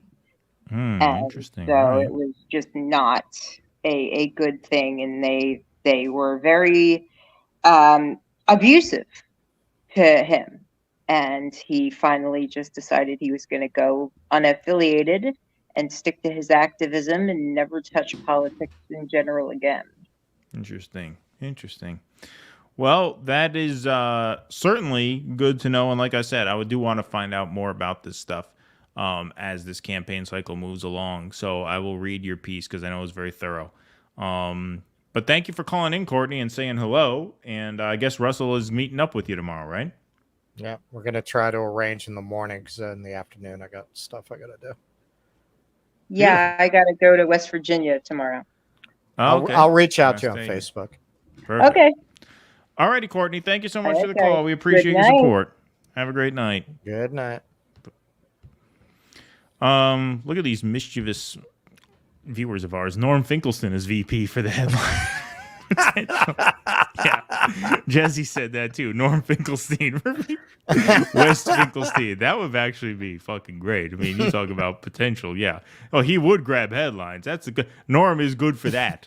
Absolutely. Yeah, that would be actually a lot of fun. Come for the rally. Stay for the N-word. Oh yeah, right. Yeah, exactly. Right. Yeah. Katie Nick, thanks for the $10. Congress right now is trying to pass a bill. By the way, Norm does not use the N-word maliciously, obviously, but he references it. He says it when he references it, as opposed to using N-word as a stand-in. Yes. So we just want to be 100% clear about that. We don't want to smear him. Congress right now is trying to pass a bill where no president can dismantle NATO, which means no candidate can run on it. Well, I mean, I don't know what they mean by that. I mean, that seems like a bullshit. That seems like a bullshit bill. I mean, if we pulled out of NATO, that would be the end of NATO. Yeah. That's what they were afraid Donald Trump was going to do, is pull us Right. out of NATO. Like once we pull out, that's it. It may as well not exist. This is something all of these fucking morons don't realize. With all of this very anti-democratic move, I mean, did anyone vote for this to antagonize Russia by putting Ukraine into NATO? Did anyone vote for that? Would people want that? You're empowering Donald Trump or whatever Republican gets elected, but Donald Trump would be most likely to actually do this, to just turn around and say, we're done with NATO. We're out. Bye. Well, that's what they were afraid he was going to do. That's what they were all saying. And now you've given a lot more force to it's an that issue idea. now. Now it's a real issue. Right. Because look what you fucking people did with it. Right. Exactly. Ho encapsulated how the best people for the position want not a dang thing to do with it. Yeah, that's true. That's true. Thank you, Axel. Long story short, Russell, what is your Jewish deli menu item go to? It really depends, but if I'm at the 2nd Avenue Deli, which I only do usually on my birthday, I don't go there outside of that. That's the real deal, man. Even more than Katz's. Like, that's the real deal stuff. Okay, so I always say I'm of the last generation of Jews that will eat tongue because I got raised on it before I realized what it was. And absorb the cultural inhibitions about eating that. So if I'm going to go full Jew, I'm going to get like a pastrami, corned beef, and tongue sandwich. Like if I'm going to go full on, I'm going to do that. That's a little too authentic for me, I got to say. Yeah, I would not do the tongue. It's good. It's good. Pastrami It's sandwich. very Yeah, tasty. that's where it's at. I love that. Article 2, Section 5 clearly states only a person can be born in the U.S. can be president, born here 35 with 14 years residency in the U.S. Yeah, no, I know that. My question is, if you pick someone for VP, could they serve as VP but then just be passed over in the event that the president can't serve? Like, would it go straight to Speaker of the House if the VP is ineligible? But probably not. My guess is probably not. But thank you for that. We appreciate that very much. And with that, I believe our show has come to a conclusion. What do you think, Russell? I think so. But the me Van Houten ticket, I like the idea. Yeah, Dobular Van Houten 2024. Dobular Van Houten. I think that's a winner. Yeah, right. Can't lose. That is a surefire thing. All right. I've told this since the tongue came up. I've told this story on the show before, but not for a while. Okay, so this is how urbanized I am. I didn't know when I was a little kid meat came from animals. So one year my grandmother served the tongue whole on the table, and I was about 5, and I thought I was being really funny when I said, tongue looks like a tongue. I thought this was the height of wit. And so my grandfather just said, it's because it is a tongue. And, I thought he was just messing with me the way the grown-ups like to do with the little kids. So I was like, no, it isn't. He's like, no, it's a tongue. Look at it. It's a tongue. It took him about 10 minutes to convince me. And when he finally convinced me, the little wheels started turning in my head, and I put it together, and I said, hang on, if tongue is a tongue, does that mean chicken is a chicken? Yeah. I was horrified that I was eating animals. It had never, like, those are on my see and say. What do you mean? Right. What do you mean I'm eating my little animal friends from Disney? I wanted to be a vegetarian, but back in those days, man, I mean, they weren't going to let a kid be a vegetarian. Oh yeah, like, no fucking way, man. No, what Jewish mother is going to let their kid be a vegetarian? No, it horrified me every time for a long time. Every time she served the chicken, I couldn't get that out of my head. I was really disturbed by it. Yeah, no, the Jewish mothers are very much into the eating. You got to eat. You got to be a good eater. Well, especially back then, like just health-wise, they would never have let a child be a vegetarian. Right. My dad's cousin, like the food pyramid, like oh yeah, a lot of there was no way they were going to let that happen. when we were visiting my dad's family in Florida, his cousin's mother, so it must have been his aunt, right? Yeah, it must have been his aunt. She was, she was old. She was like in her 80s, and we were visiting, and I had eaten a bagel with cream cheese, and then we were like going to meet them at like a coffee shop, diner type place. I was like, I don't know, 15 or 16, whatever. And so they're all ordering food, and I had already eaten a bagel that morning, so I didn't get anything. She's like, "You're not eating?" I said, "No, I ate already." She says, "What'd you have?" I said, "I had a bagel and cream cheese." She says, "That's all you didn't eat?" I said, "No, I ate. I had a bagel and cream cheese. I just told you I had a bagel and cream cheese." She went, "That's all you didn't eat?" That's all you ate? Cream cheese did not count. That's all you didn't eat? Yeah. Yes. So that's how that is. So I could imagine, being a vegetarian, not so easy in our tribe here. Alrighty, folks. Well, that is our show. We got one more in there. We got another super chat in here? Yeah, we got a little follow. Oh, beautiful. Okay, thank you. Long story short. At Ben's, I get a pastrami, but put coleslaw on it. Okay, Ben's. I mean, I think Ben's sucks. Where is Ben's? Ben's is on like 36th Street or something. Okay, yes, Ben's does suck. About? I know that place because there's a Jewish deli that was right down the street from where my cousin had she won the 80-20 lottery, so she like got into a luxury building for like $500 a month. It was on the 30s between 8th and 9th, and we went to a Jewish deli right down the street, and I thought it was Ben's, but I wasn't sure. But yeah, it's a big place, kind of tacky looking. Okay, this is the only thing I like about Ben's. Like, you almost, as soon as you step onto the walkway to the revolving door, you feel like you've gone through an interdimensional portal to 1975. Like, they really don't make restaurants like that anymore. Yeah, no, it's where you go through the revolving door and you've got the big, and it looks like they have not reupholstered literally since the 70s. Like, it's like, and just the space of it, like the size of it, like it feels like one of those old New York restaurants. Right. But the food is pretty lousy, I think. No, the food from sucks. What I remember. If you're gonna go for fucking pastrami, go to Katz's, man. Yeah, Katz's is where it's at. Katz's is where it's at. And is the Carnegie Deli still there? I've never been to the Carnegie Deli. Man, but that's gone, right? that's a rare case where we did not lose an institution to the vicissitudes of New York real estate. It was a bad divorce. You had to sell it in the divorce. Yeah. Oh, okay. Yeah, because I remember that place not being there anymore. Yeah, it's gone. It's and gone. You know where Sarge had the fire. You know where you can get Carnegie Deli? Madison Square Garden. Oh, okay. Interesting. They have a little outpost in Madison Square Garden. And Sarge's burned down, but then they rebuilt it, right? So Sarge's is back. Sarge had a fire, didn't they? I don't even know that one. Where's that? Sarge's is on. I think it's on 3rd and 30 something. It's like it's right near Grand Central, like 37th and 3rd. I don't even know that one. Yeah. But anyway, there's that one. Katz's, 2nd Avenue. Those are the big three. Carnegie used to be. Alrighty, folks. Well, that is it. Thank you very much for our show. Thank you for being here. Thank you so much to Nick and CJ from Revolutionary Blackout Network. It was great hosting them. Long time coming. We hope to do it again sometime soon. We'll see them again on the Post-Duopoly show next week. But we have 2 more shows between now and then, folks. Yes, once again, we are starting this month 3 streams per week. We'll be back here on Friday morning, 9 a.m. Eastern, and then back here again Sunday night, 7 p.m. Eastern.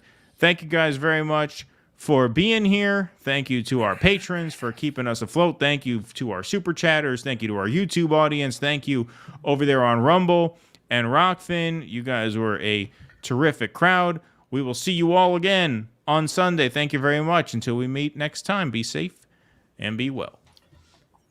Free text. Please clap.